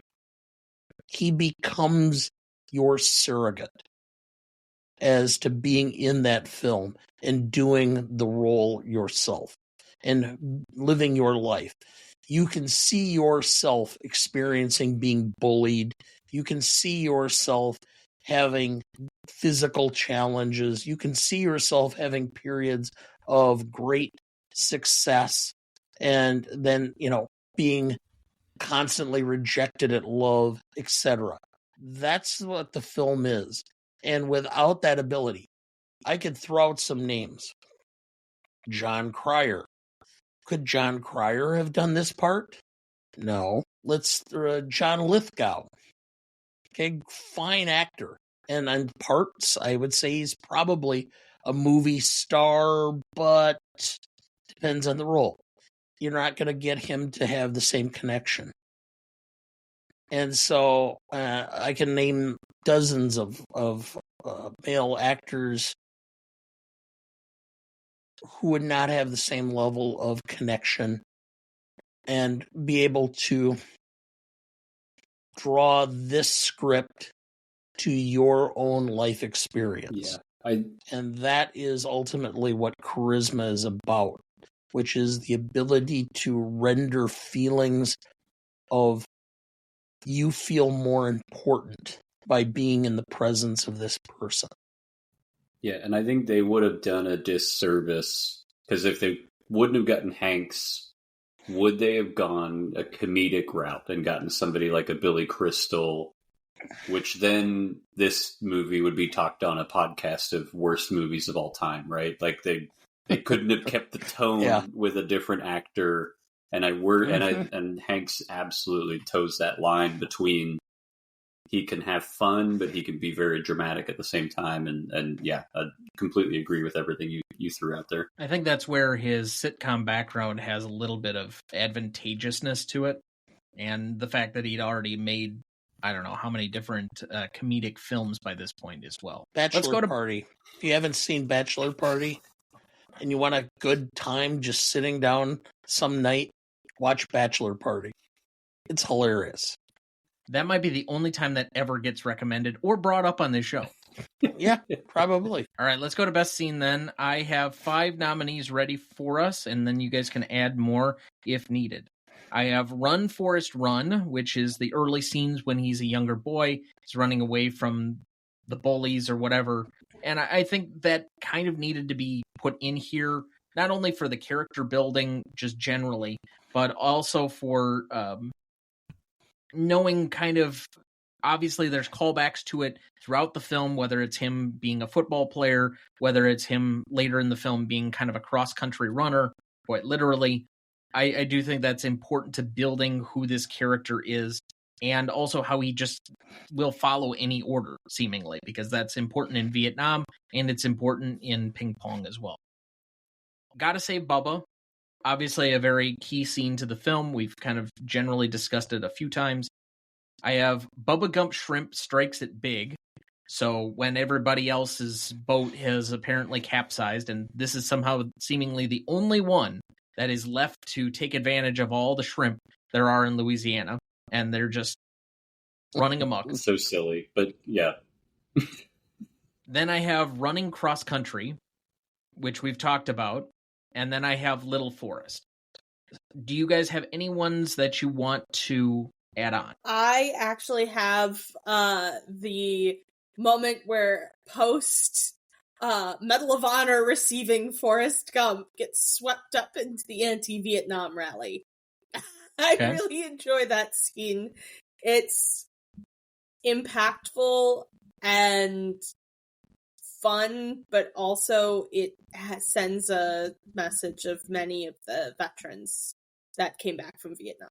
Anyone else? I don't know why it hit me, but just him, and I'll bring it up in my quotes too, but him talking about all the different kinds of rain is a favorite for me. And that may be a weird like of the movie, but I just love that because it perfectly describes all the different kinds of rain that you could interact with. And then it's like, and then one day it stopped. And that's just such a, I don't know, just it seems like a trend in the movie too. All right, so your final nominees then are Run, Forrest, Run, Raining in Vietnam, Gotta Save Bubba, Anti-War Rally, Bubba Gump Shrimp Strikes It Big, Running Cross Country, and Little Forest. What is the best scene, Dad? Run, Forrest, Run. It sets the entire tone of the movie. To me, anyway. It tells you who he is, what's going on, what he's facing, and everything after that is juxtaposed against that limited childhood. I think I can agree that Gotta Save Bubba can't happen if he's not running. Just Keep Going can't happen if he's not the hitting it big on the shrimp boat. I don't know. All of these things can't happen without a Run, Forrest, Run. I would agree. Not only does it set up the character, but it also sets him up for the willpower and the determination to get out and get past these things. And it sets up his character to be seen by many people as themselves. And I think that's incredibly impactful. And while I agree, all of those things are important, I think we have kind of glossed over the fact that a lot of the early portion of this movie kind of works really well together, and I think you could take it as a whole. What I find to be the most impactful or the linchpin moment of the film is, especially after we've had kind of this lull we've all discussed in the first segment of the show, where we kind of have this downer thing and it gets a little bit boring around the cross-country run. I mean, that's memorable, but it's not necessarily how to end the film. We have to believe that we've been in this bus bench or whatever for a reason. And to have that payoff of what Little Forrest was, after we had such a heartbreaking moment with Jenny leaving him, you have to pay that off in some regard. So to have the introduction of his son, and then the tragedy that goes with it, that she's sick, and she's going to finally willingly allow herself to be taken care of by Forrest.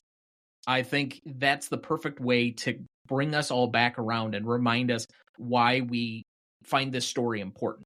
Because if you don't have that ending, you can have as great a beginning as you want. And I do remember my freshman band teacher always commanding, people don't necessarily remember the middle. You can screw up a lot in the middle. They remember how you begin and how you end. And to me, great films often have really great openings and really killer endings.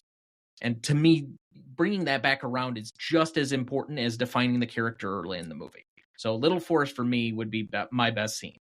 My favorite scene, Gotta Save Bubba. I think it is comedic somehow in its tragedy, and yet it's probably the defining scene that doesn't involve Jenny. He makes a connection, a lifelong connection with Lieutenant Dan. You get your final moments with his best friend. You get that he's a Medal of Honor recipient, and you get how he's going to start his business. There's so much wrapped up into that few moments. And I think all of us, to a degree, even if you've never experienced it, can relate to, I can't find my friend. Where's my friend? I'm going to go wrap it back to Forrest getting stuck in the line for the anti-war rally. Honestly, because not only is it funny, but I think we've all been in that moment of, what the fuck am I doing right now? And then, not only that, but he gets up and he actually says something, and everybody around him is saying, oh, that's so profound, even though the mic's out at the time. Yep. And that's the moment where he really reconnects with Jenny, too. So I think that is overall important to the story arc. So it's comedy, but it's profound. He says something that's obviously important, and he talks about his time in the military from a very personal place, which, even though we can't hear it, we understand. And then he gets to reconnect with this person that's this overarching story throughout the entire film. I gotta say, I do love the running cross-country scene. Now, I don't think I could run across the entire country, but I do run, I do distance running, and there is something about just, I don't know, I just started running one day, and I just kept going, and I couldn't stop, and then you're like, nah, I think that's it, I'm done. And I love that simplicity of it.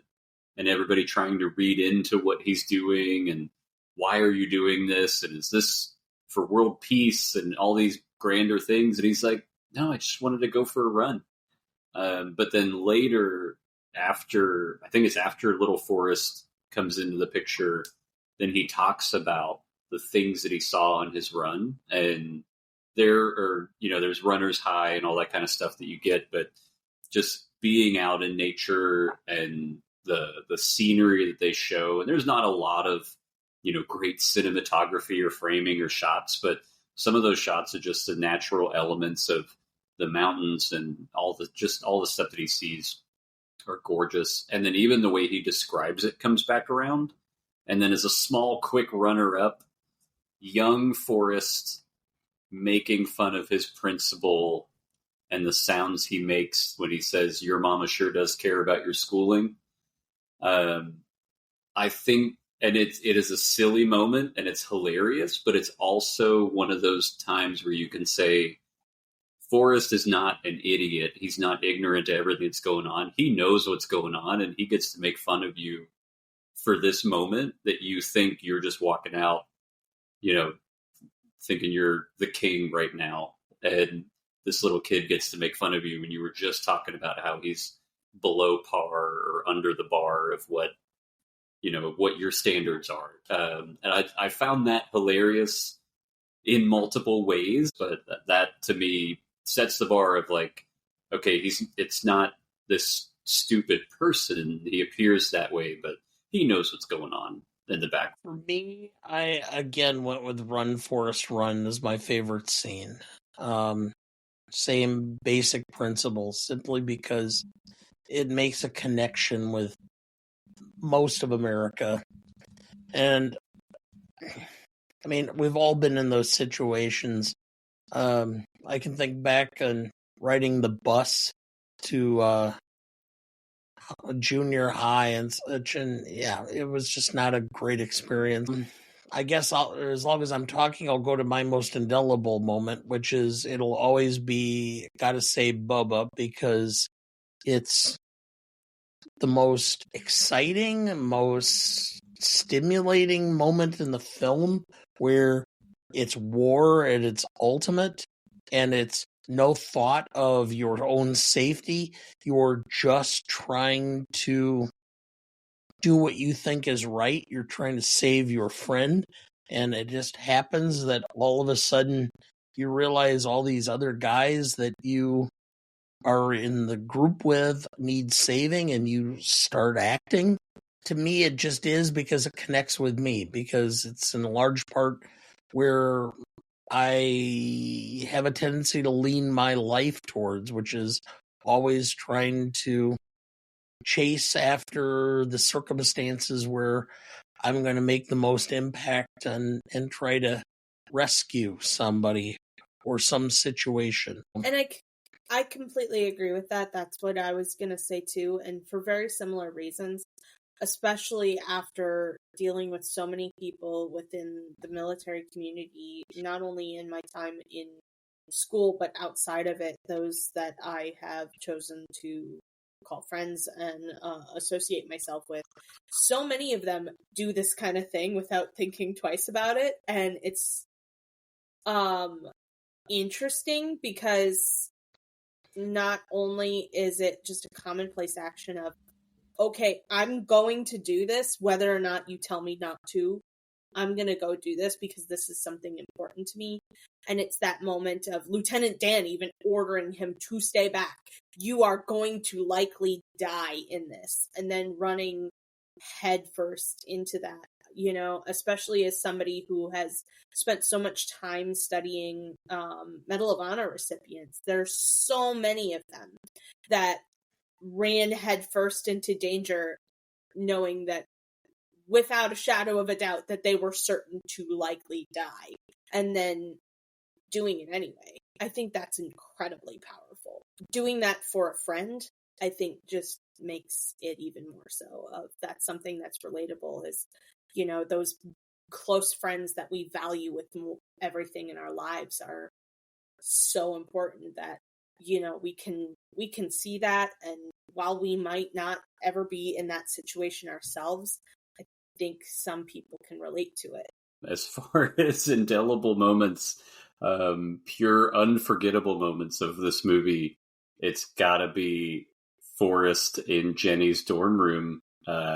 He ejaculates on her roommate's robe, and then she's like, "Oh, don't worry about it. I don't like her anyway," or whatever she says.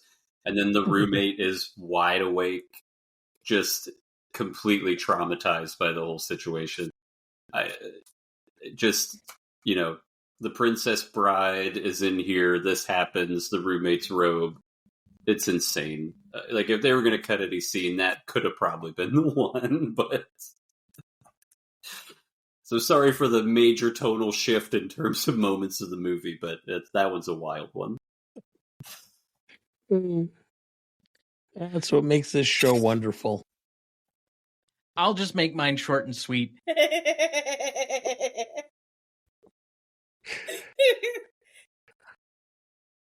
I see you licking your lips there, Tom. You don't need to get so annoyed. I just remember the ending, really. If I think about the movie, as many memorable things as there are about this film, and so many lines and things that just hit a cultural touchstone and were shared multiple times over.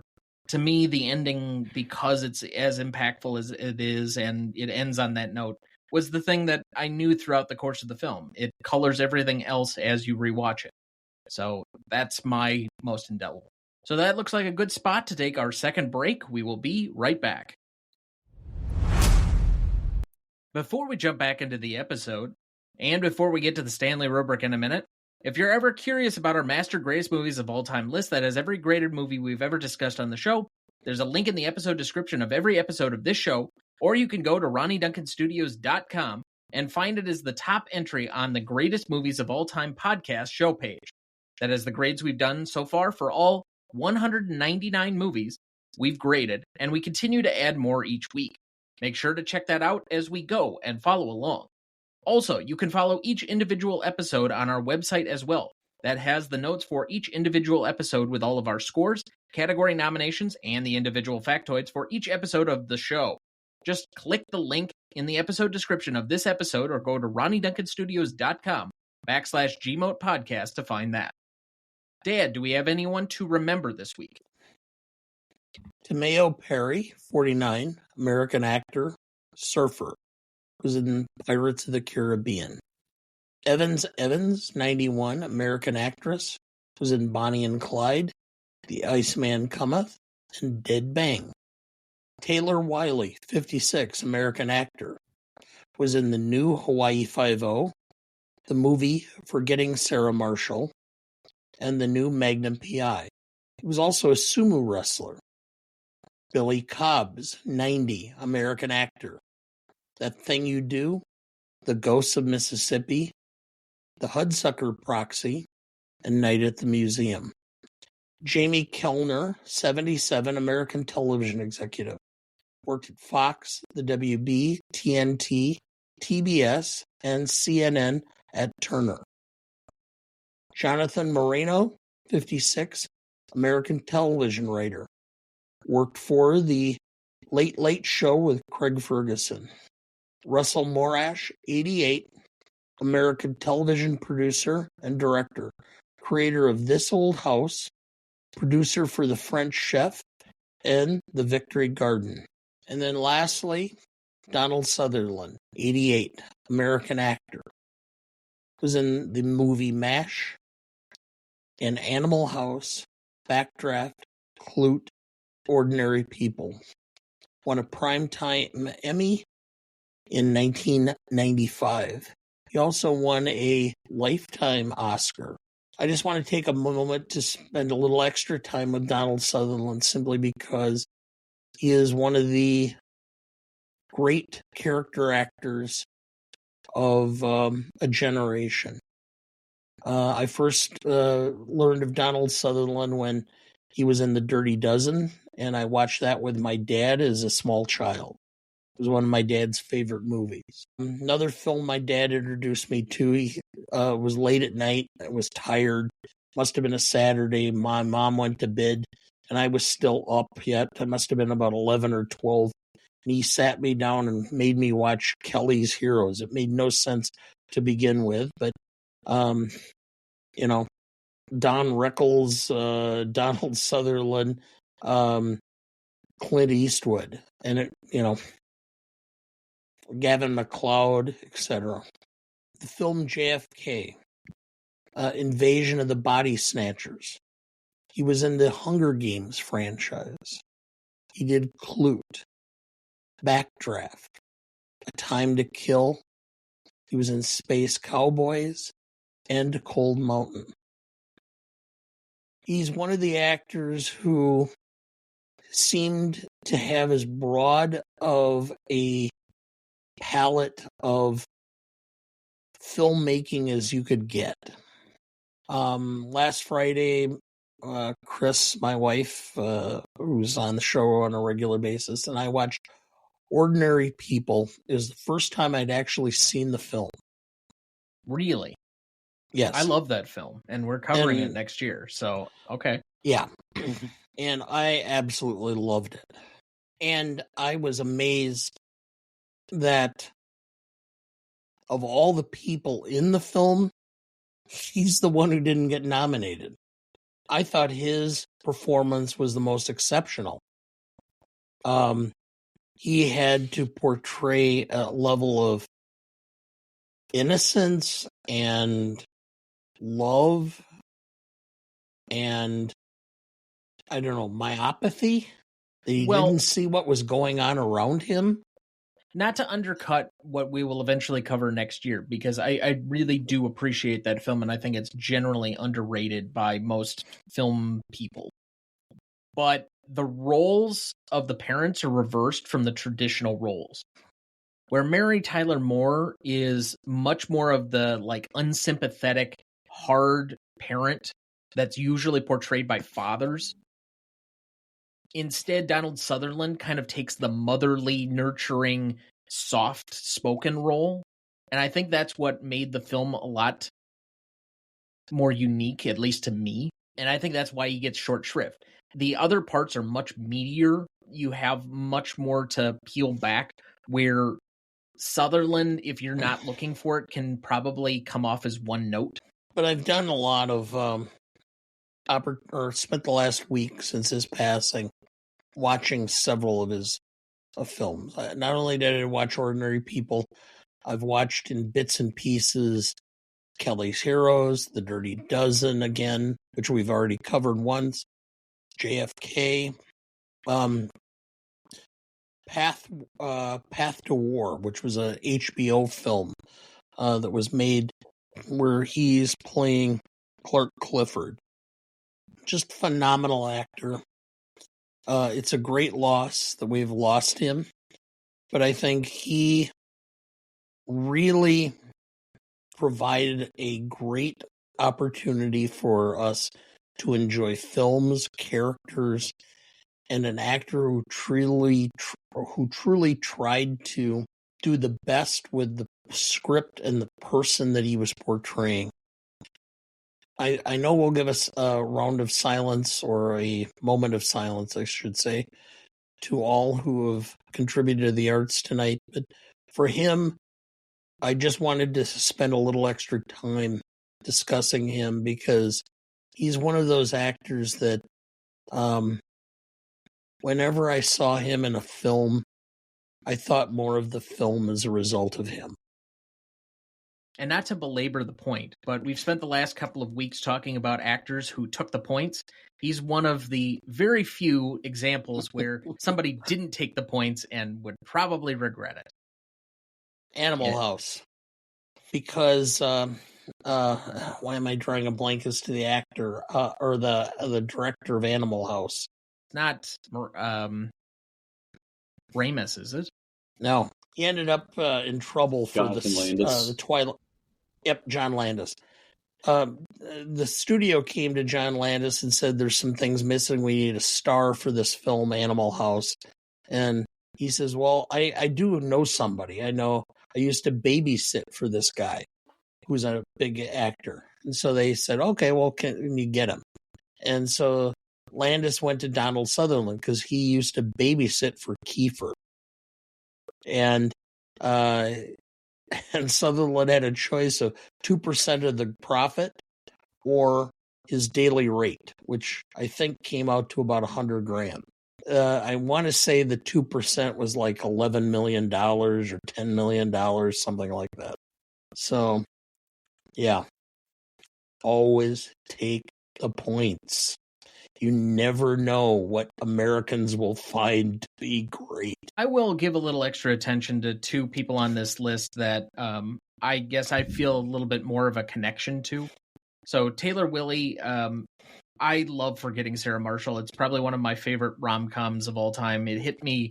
It was released like right as I was coming out of high school, going into college, and it's got some of that raunchy humor to it, but I love Jason Segel. Love Mila Kunis. It just was always one of my favorites. So he has kind of a memorable small bit role that he makes the most out of in that film. And so that one's a little bit personally felt. The other one, and it was a very late addition today, Bill Cobbs. The requisite that guy. If you don't know who that is, that's fine, because I wouldn't have known him by name either. But the minute that you look up his picture, you're like, oh, that guy. I love that guy. He was in everything. He is literally the guy you never knew his name, but showed up, and every time that he showed up, you were happy for it. So just another quick shout out to him. And so we remember these here fondly with a moment of silence in their honor. Thank you. And if you want any more information, you can find their obituaries linked on our website.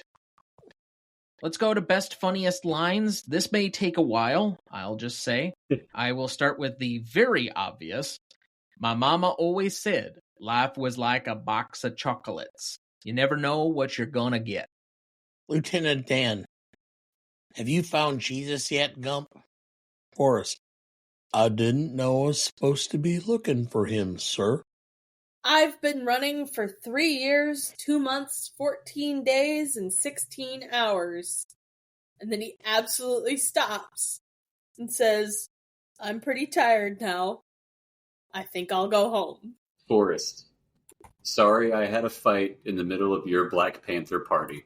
I'll do another obvious one because no one's taken it yet. Run, Forrest, run! That was my next one. Forrest, Mama always said dying was part of life. I sure wish it wasn't. Bubba was my best good friend, and even I know that ain't something that you can find around the corner. Forrest, it happens. The bumper sticker man. What? Shit? Forrest, sometimes. Apparently, I'm just going to take all the really obvious ones. Stupid is as stupid does. Forrest, my mama always said you gotta put the past behind you before you can move on. They said it was $1 million wound, but the Army must keep that money, because I ain't seen a nickel of that $1 million. Lieutenant Dan, well, thought I'd try out my sea legs. Forrest, well, you ain't got no legs, Lieutenant Dan. Do you ever dream, Forrest, about who you're going to be? Who I'm going to be? Yeah. Aren't I going to be me? Forrest, Mama said there's only so much fortune a man can really needs, and the rest is just for showing off. So I gave a whole bunch of it to Foursquare Gospel Church, and I gave a whole bunch to Bayou Labatt Fishing Hospital. And even though Bubba was dead, and Lieutenant Dan said I was nuts, I gave Bubba's mama Bubba's share. And you know what? She didn't have to work in nobody's kitchen no more. One of my favorites. I don't know if we have a destiny, or if we're all just floating around accidental, like on a breeze. But I think maybe it's both. I'm going to abstain from the voice. So, Forrest in the war, a little bit of stinging rain, and big old fat rain that flew in sideways, and sometimes rain that seemed to come straight up from underneath. Forrest, if I'd have known that would be the last time I was going to talk to Bubba, I would have thought of something better to say. What I think every human quests. Forrest, me and Jenny goes together like peas and carrots. Bubba was going to be a shrimping boat captain, but instead he died right there by that river in Vietnam. The principal, your mama sure does care about your education, son. I'm not a smart man, but I know what love is. I don't remember being born. I don't don't recall what I got for my first Christmas. And I don't know when I went on my first outdoor picnic. But I do remember the first time I heard the sweetest voice in the wide world. Drill Sergeant. Gump! What's your sole purpose in this army? To do whatever you tell me, Drill Sergeant! God damn it, Gump! You're a goddamn genius! This is the most outstanding answer I have ever heard! You must have a goddamn IQ of 160! You are goddamn gifted, Private Gump!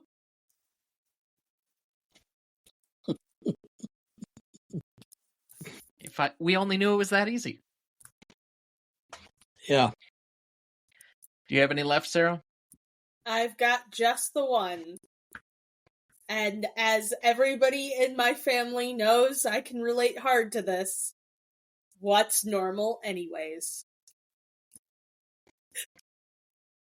All right, let's go to the Stanley rubric then. Legacy is up first. For those that are new to the show, Legacy is a measure of everything from 5 years beyond the release of this film, so that would be 1999 and beyond. And it is primarily measured on the backs of how the industry and the general audience view this film. Now, this can mean a lot of different things. This has been interpreted in quite a few different ways. But Dad, so as not to put our guests on the spot, would you like to go first or second? I'll go first. The industry still loves this film. It's on everybody's great films list.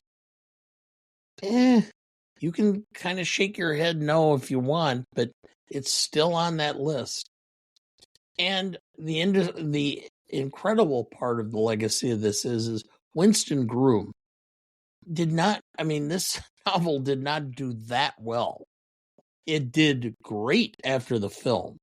The sequel, which was barely made a blip, became a bestseller.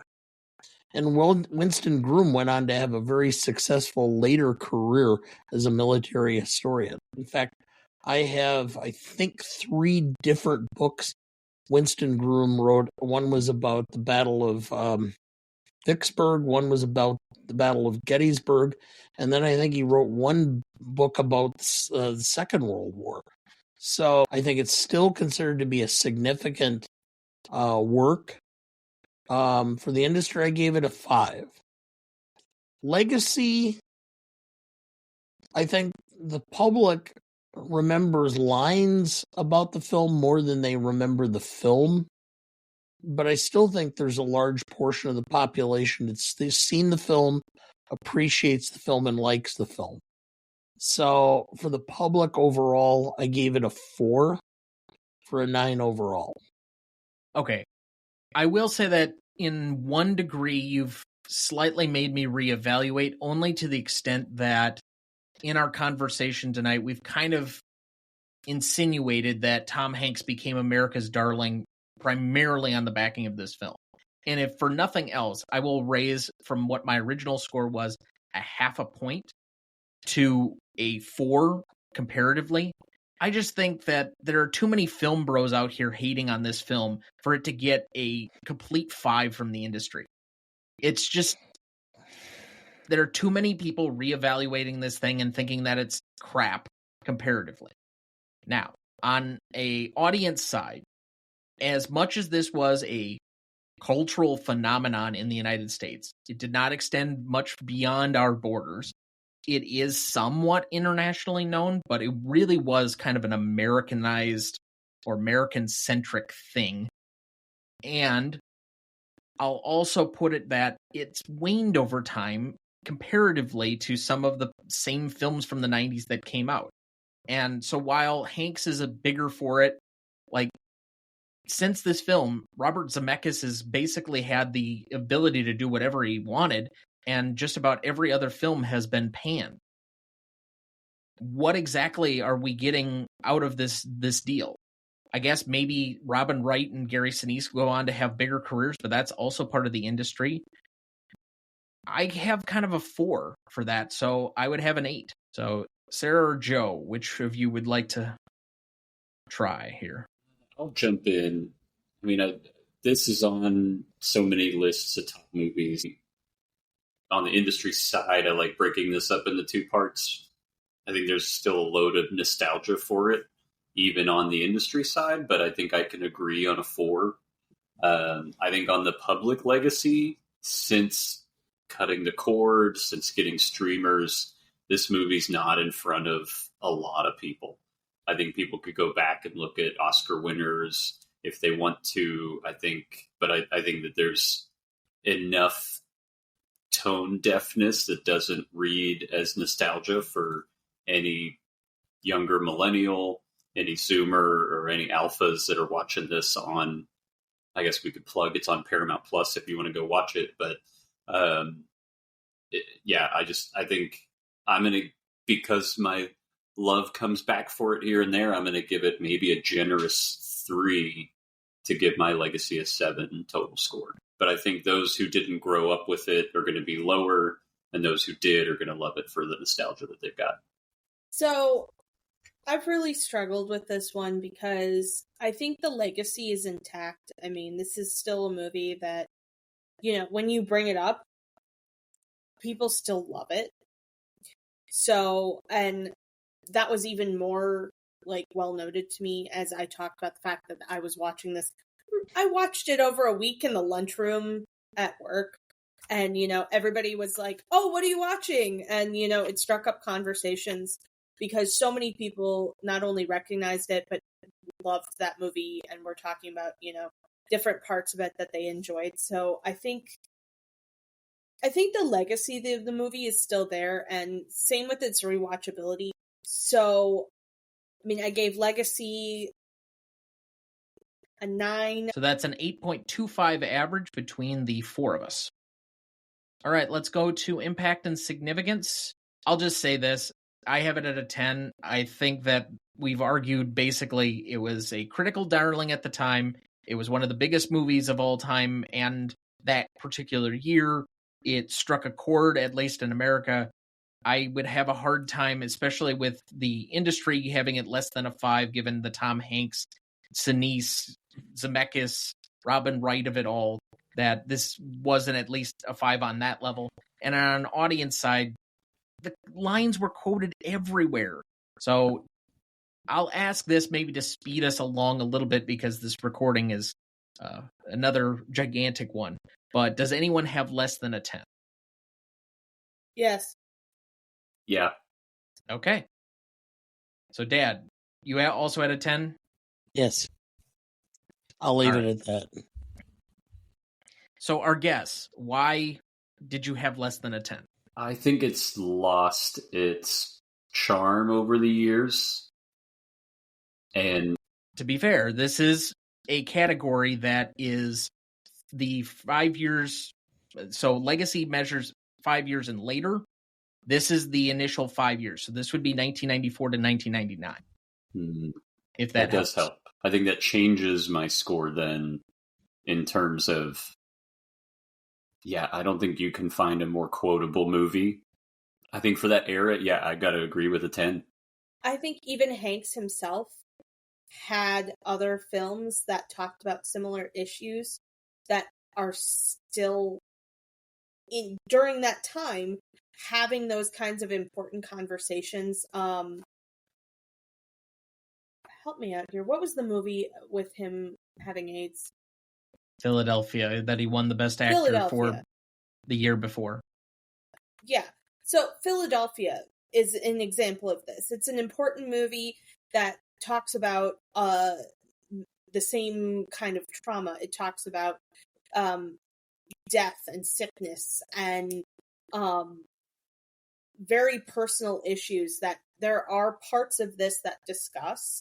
And I think that one has a significance that is more resounding in the 90s, especially when you look at what was going on throughout the 90s, from everything historically as far as the Anita Hill trials to everything else in the 90s. There was other work by Tom Hanks that was also incredibly significant.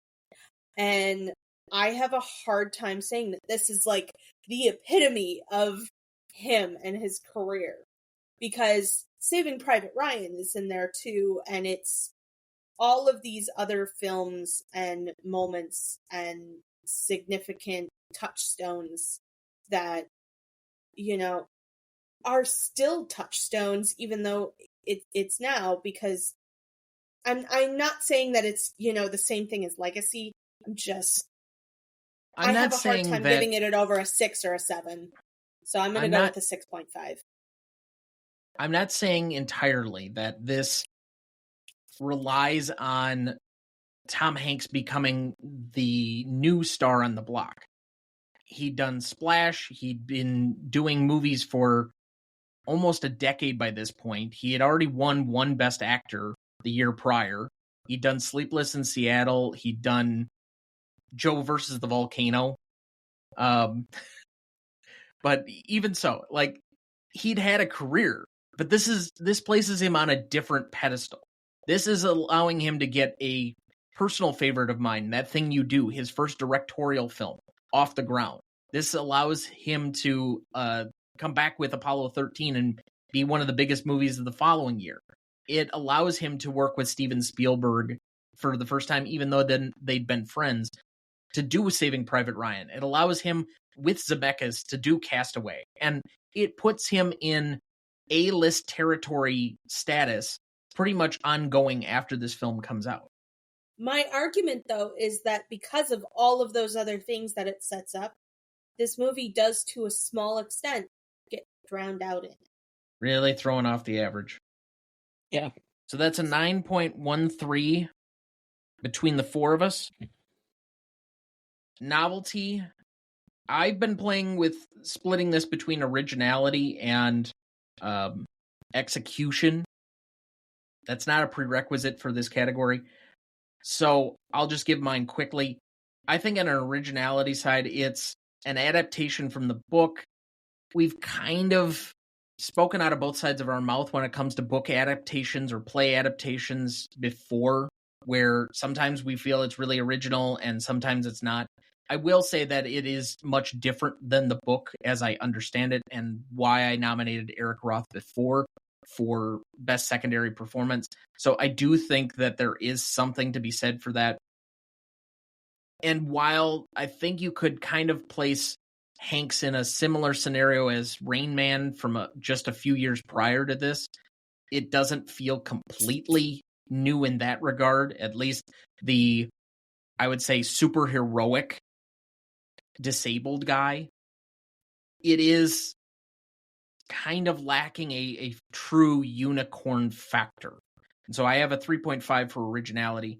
As far as the execution, I already said the direction is lacking a bit for me. Some of the cinematography is just straight out bland. But the acting, the screenplay, the technical execution from a set design, costuming, even to a degree the score, although it relies a lot more on the soundtrack than the actual score, I think the execution on some of those other areas is where this movie is great. But because of the direction and some of the other things, I would bring it down to a 3. So I have a 6.5. I think for me overall in Novelty, I mean, the underdog stories are tried and true. They've been done. I know it's adapted from the book. I think overall for Novelty, even thinking about originality and execution, I'm looking at a 6. I do love the fun of, like I said, the Easter eggs, the Rick Dalton moments, the scandals, all of the craziness in there that makes it memorable and novel in that sense. And then looking at some of the stuff today, I mean, some of those voiceovers I remember at the time, not voiceovers, the moving mouth of the president or John Lennon or whoever was in those interviews, and thinking they were amazing, and now they just look like those jib-jab cards that you can order of your, a coworker, making them look silly. So I don't think that really a lot of it holds up. However, I think there's enough fun with it that it's like, oh, that was a pretty funny scene or whatever that sticks with people. So I'm a 6. I appreciate you continuing to mention Rick Dalton, particularly given that we're discussing that film in 3 weeks. Oh, nice. So nice little teaser. I don't necessarily think that this pushed the boundaries of film any farther forward. But I do think that it did create conversations around different things that people experience. It's the same reason that we, in the last 5-10 years, have pushed so hard for representation in film. This is a early 90s film which is talking about things that are still problems and stuff that we're still dealing with today, and it's almost 30 years later, and we're still having conversations about addiction, and we're having conversations about abuse and women in film and how to make female characters more complex. We're having all of these same kind of conversations, and this solidly fits within that. It was opening doors to have those kinds of conversations back then, which to me is important. It laid a foundation for some of those things to happen. So I gave this a 7.5. Normally, I start looking at this and I start thinking about the fact that so much of this is Capra. The characters are Capra. Which I find interesting because, meet John Doe, It's a Wonderful Life. I mean, it's the same basic character in at least several of Capra's films. We're talking about James Stewart. It definitely has You Can't Take It With You vibes. Yeah.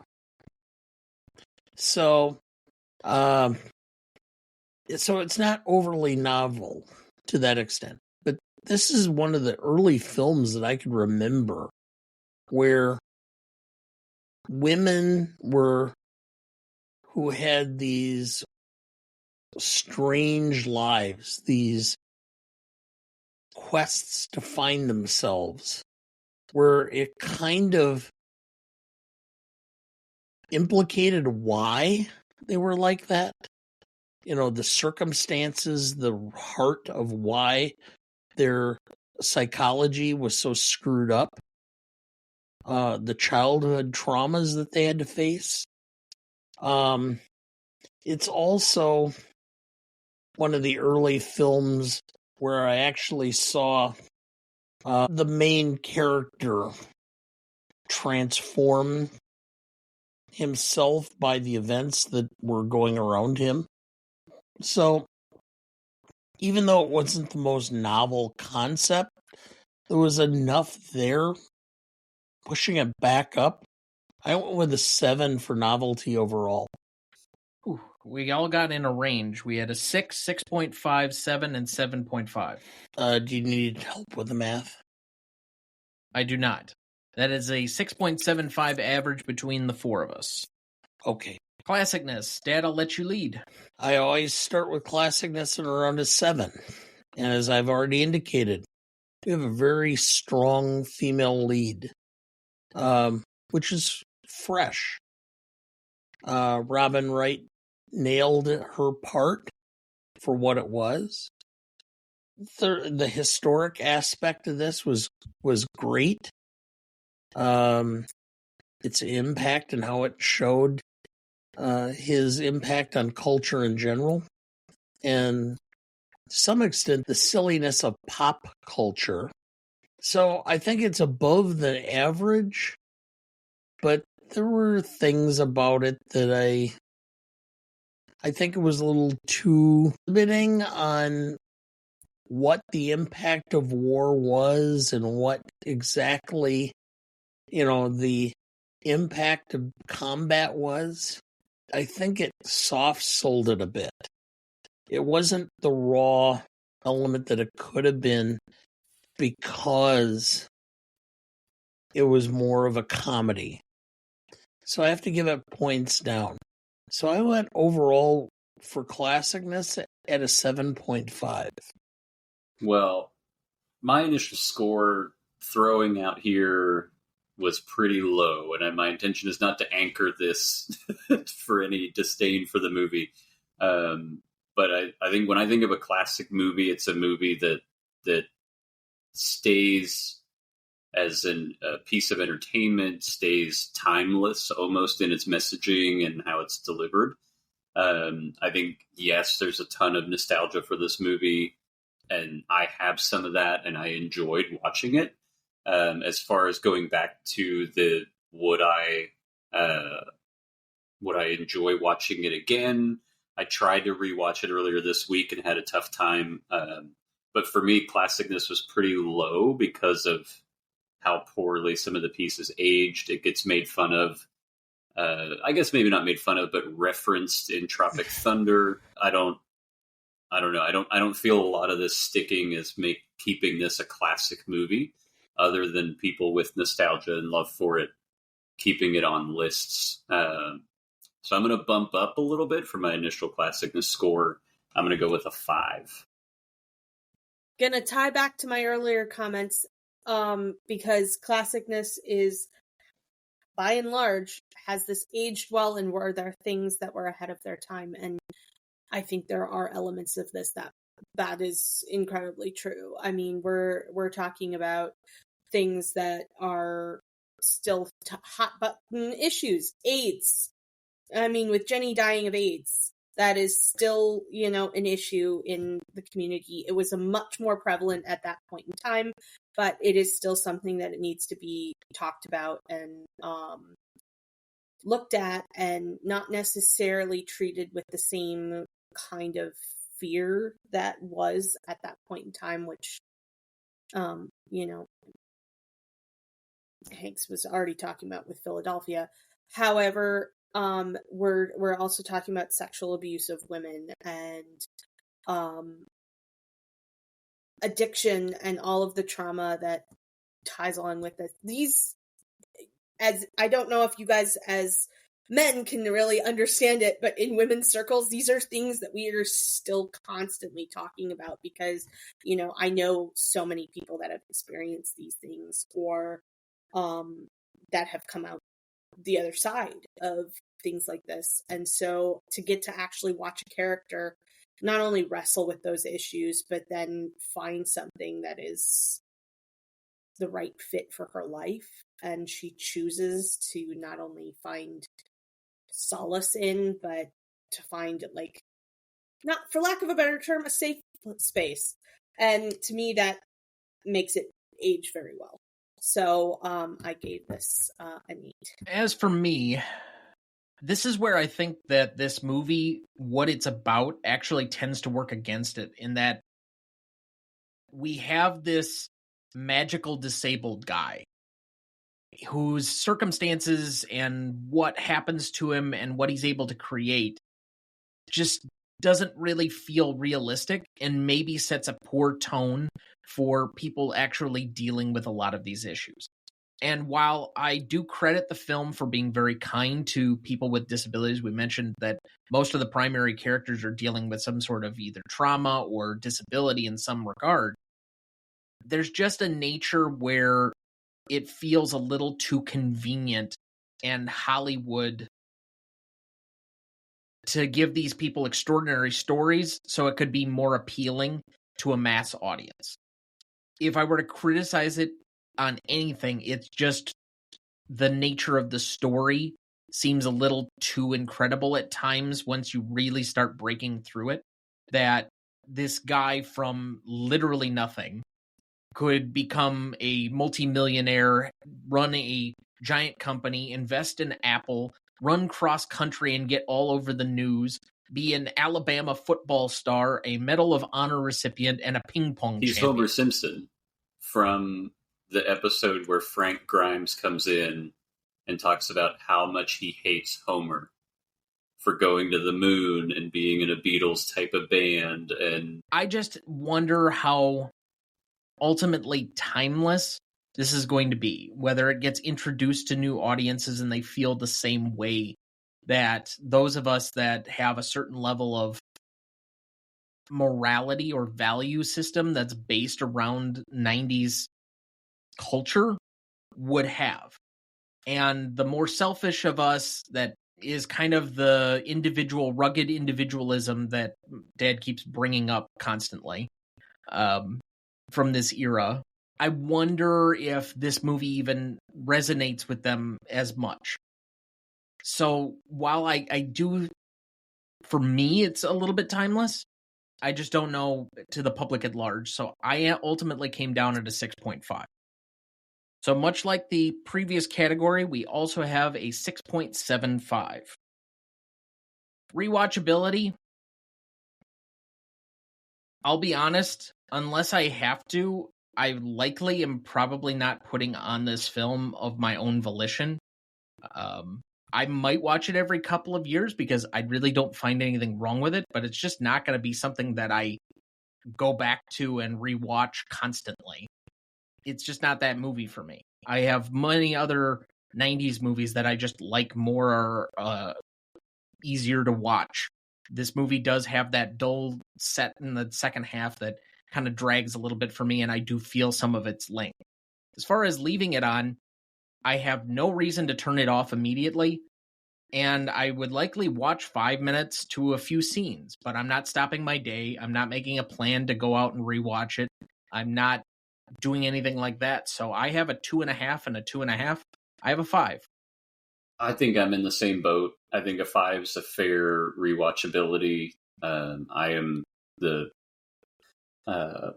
a consummate student or studier, and I put it on my own volition earlier this week and turned it off. So for me, that really affected my score.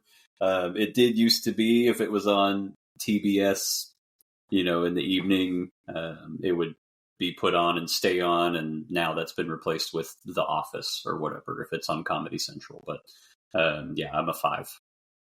I'll go with a 6 for mine because this is not a film that I'm going to put on all the time, but if it's on, I'm going to leave it on much more so. I still have a lot of fun with this movie. I think there's a lot of moments that I get to enjoy out of it, and to me that makes it a lot more of an interest piece of seeing, oh, they have that, maybe I'll turn on a couple of minutes of that, or if I see that it's on, just finishing out a bit of it. For me, it's hard to say. This is a film that, in the days when we had our 18 different exchange students, this would be more on my list, where I think they should watch it, because I think it helps to present a better understanding of America for foreigners than a lot of things do. Am I going to go out of my way? I think this film isn't more enjoyable if you watch it every 5 to 10 years. I went with a 6. Well, the math will be very simple on this one. It is a 5.5. And then for audience score, we were given a 94 for Google users and a 95 for Rotten Tomato users, giving us a 9.45. So to repeat the categories, we had an 8.25 for legacy, a 9.13 for impact and significance, a 6.75 for novelty, a 6.75 for classicness, a 5.5 for rewatchability, and a 9.45 for audience score, giving us a final total of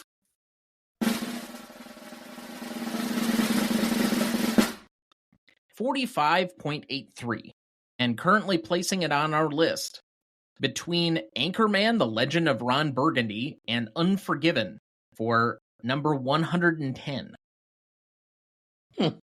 Somewhere in the universe, Kieran B's head is literally exploding that Forrest Gump finishes ahead of Unforgiven.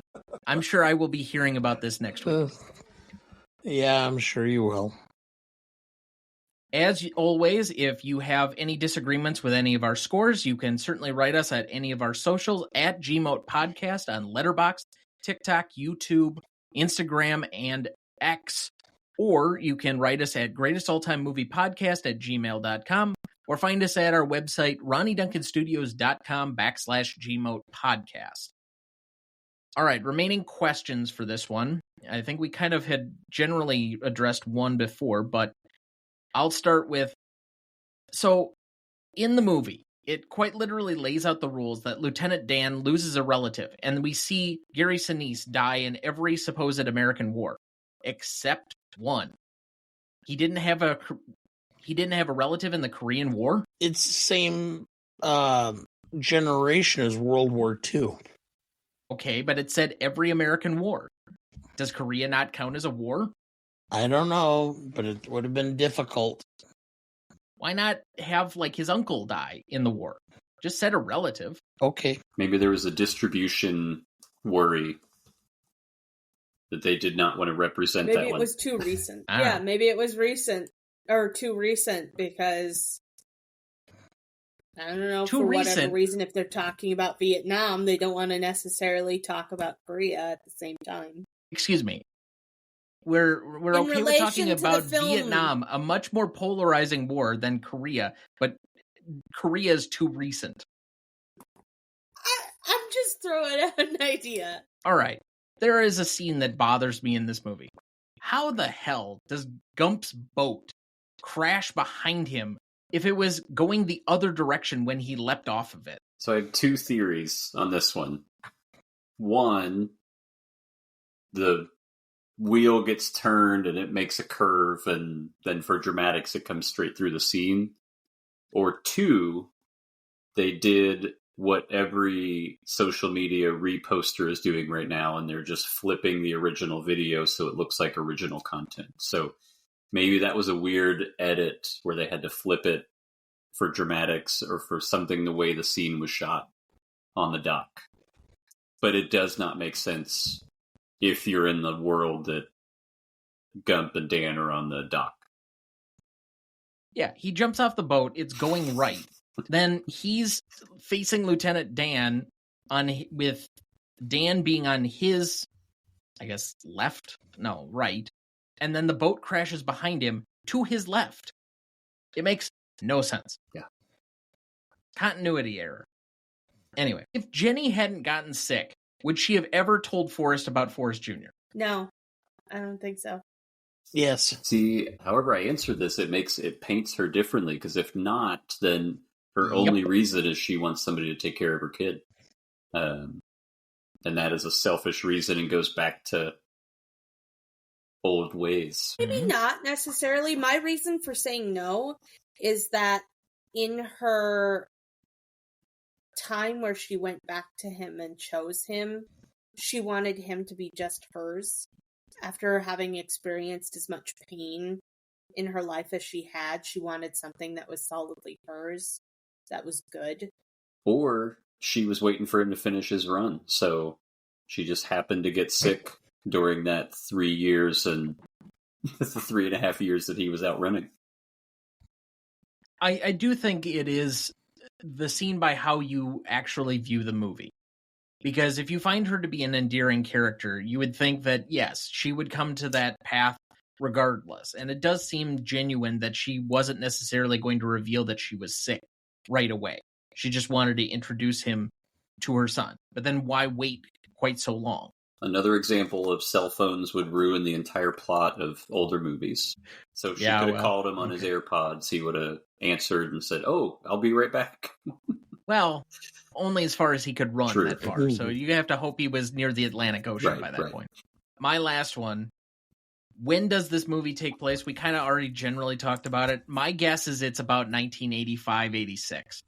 And Sarah, to address something you said earlier, it is not explicitly said that it was AIDS.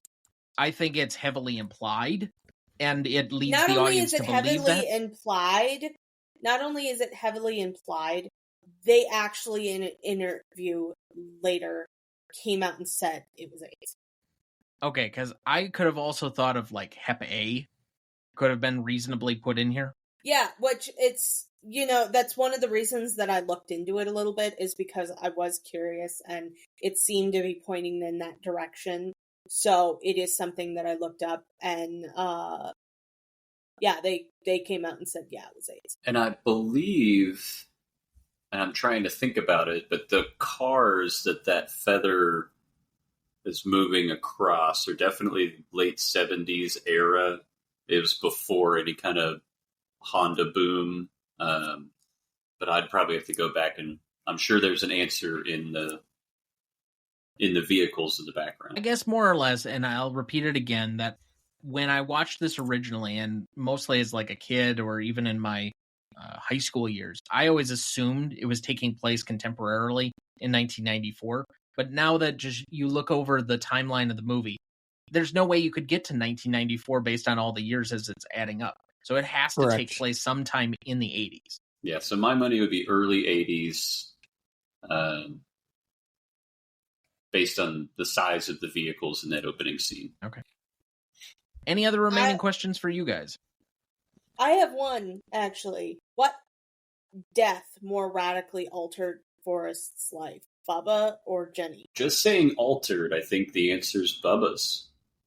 Because Bubba set him on a path to go open the shrimp boat, start that life, and then he was in a place, and I'll use the word privilege intentionally here, he was in a place of privilege to be able to take care of Jenny and move forward. So that's my vote, at least on that question. I would agree that you have to focus on the word altered in your question, because we only have evidence of one death really being able to alter anything. By the time Jenny dies in the film, we have another 5 minutes max left to go, and it's hard to really say how that altered him other than making him a single parent.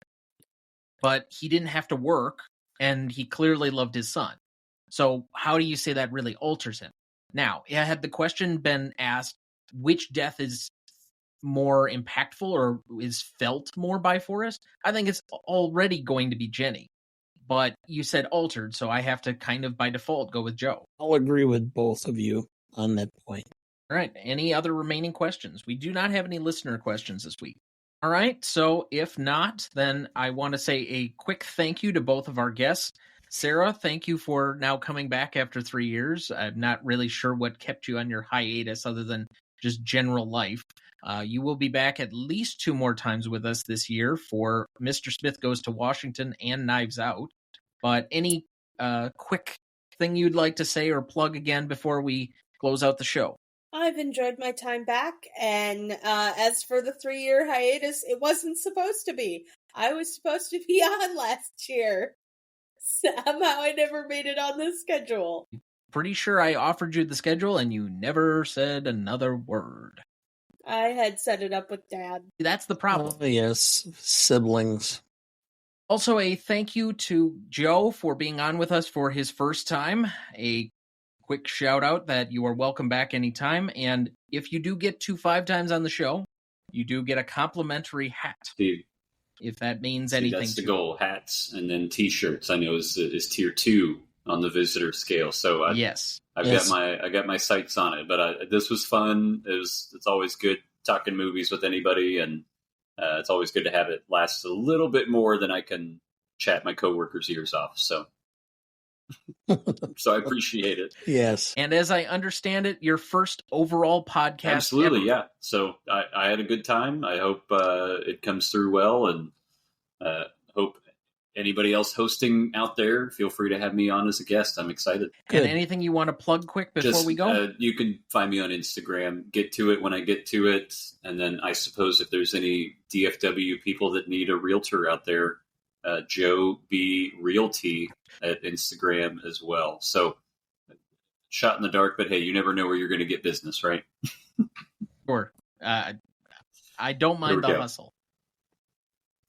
So, again, our links or all the links for our guests will be available both in the podcast description for this episode as well as on our website. Final thoughts for the week, Dad. Let's make them pretty quick because we're running well over time. I don't have a whole lot. I'm just trying to enjoy every day and enjoy spending the time doing films and being nostalgic, and enjoy the time that I spend with you. Well, I appreciate that. Thank you. Just a quick housekeeping note that hopefully this has made its way over to the video for YouTube, and hopefully I didn't have so many technical issues with this episode. Things falling down behind me, my lighting just being poor, the heat maybe giving me like sweat beads all over my forehead for this episode. It was a challenge to record this in a new studio, and we'll see you on the other side. But our episode from last week of Batman is currently available on our YouTube channel. That is youtube.com/@GMotePodcast if you want to find that. And also our Hangover episode from about 4 weeks ago is also available in full video format. So we are hopefully planning on doing more of these in a video format concept, and hopefully bringing you a new angle of how to consume this podcast if you so choose. So we would appreciate any follows or subscriptions you might have on there. I know a lot of people are already subscribed in the audio version of this, and we appreciate you nonetheless. But if you want to take an opportunity, a little bit of a journey with us as we try out and test out this new video format, we'd appreciate that too. I will also say just very quickly, I did a double feature this last weekend of The Bike Riders and Inside Out 2. The Bike Riders, not necessarily a measure of its quality, but at least giving you a frame of reference, I liken to Goodfellas on motorcycles. So if you like Goodfellas and you like kind of cultural time period pieces about the rise and fall of a particular element of culture, this is the kind of movie for you. Your mileage may vary on whether it's as good quality-wise as Goodfellas is. I know that's held in high esteem and reverence. I felt Bike Riders got a little bit bland for my taste, but I still enjoyed it, and I think it is a very good actor's movie. Inside Out 2, I can already understand why it's probably going to be the juggernaut of the year. Might finish as the number one overall film for everybody. I think it's almost as good as anything in the original film, and so for a studio in Pixar that's been kind of circling the wagons for the last couple of years for some of the decisions not necessarily made by its studio, but by its parent company in Disney, and some of the other marketing that's been going on, I will say I enjoyed the film. There were a couple of things that I still have like some technical issues with, much like I did the first film, but I think it's endearing. I think it's a lot of cute little characters, and Inside Out could be to this current generation what Toy Story was to my generation in the 90s. So I'm glad to see something getting a big box office boost, and may it continue. So that will wrap things up for the week. Thank you very much to everybody out there for listening. Gentlemen, that's a very sad thing, to be nothing. Next week, for our 218th episode, we welcome back returning guest Kieran B. of the Best Picture Cast to the show, and new guest Sarah Shea of the Shea Cinema Podcast to revisit one of my personal favorite films of all time, 12 Angry Men from 1957, directed by Sidney Lumet, written by Reginald Rose, music by Kenyon Hopkins, starring Henry Fonda, Lee J. Cobb, Ed Begley, E.G. Marshall, and Jack Warden. You won't want to miss that one, so watch ahead of the show by searching the Real Good app to find where it's streaming for you. That's REELGOOD. Please like, follow, rate, and review, or whatever on whichever platform you have so that more can join in on our fun. You can also email the show at thenewRonnieDuncanStudios.com or at greatestalltimemoviepodcast@gmail.com. Find us on YouTube, Instagram, X, Letterboxd, or TikTok at the handle @GModePodcast. Greatest Movie of All Time is a production of Ronnie Duncan Studios. Our show is mixed, edited, and written by Thomas Duncan.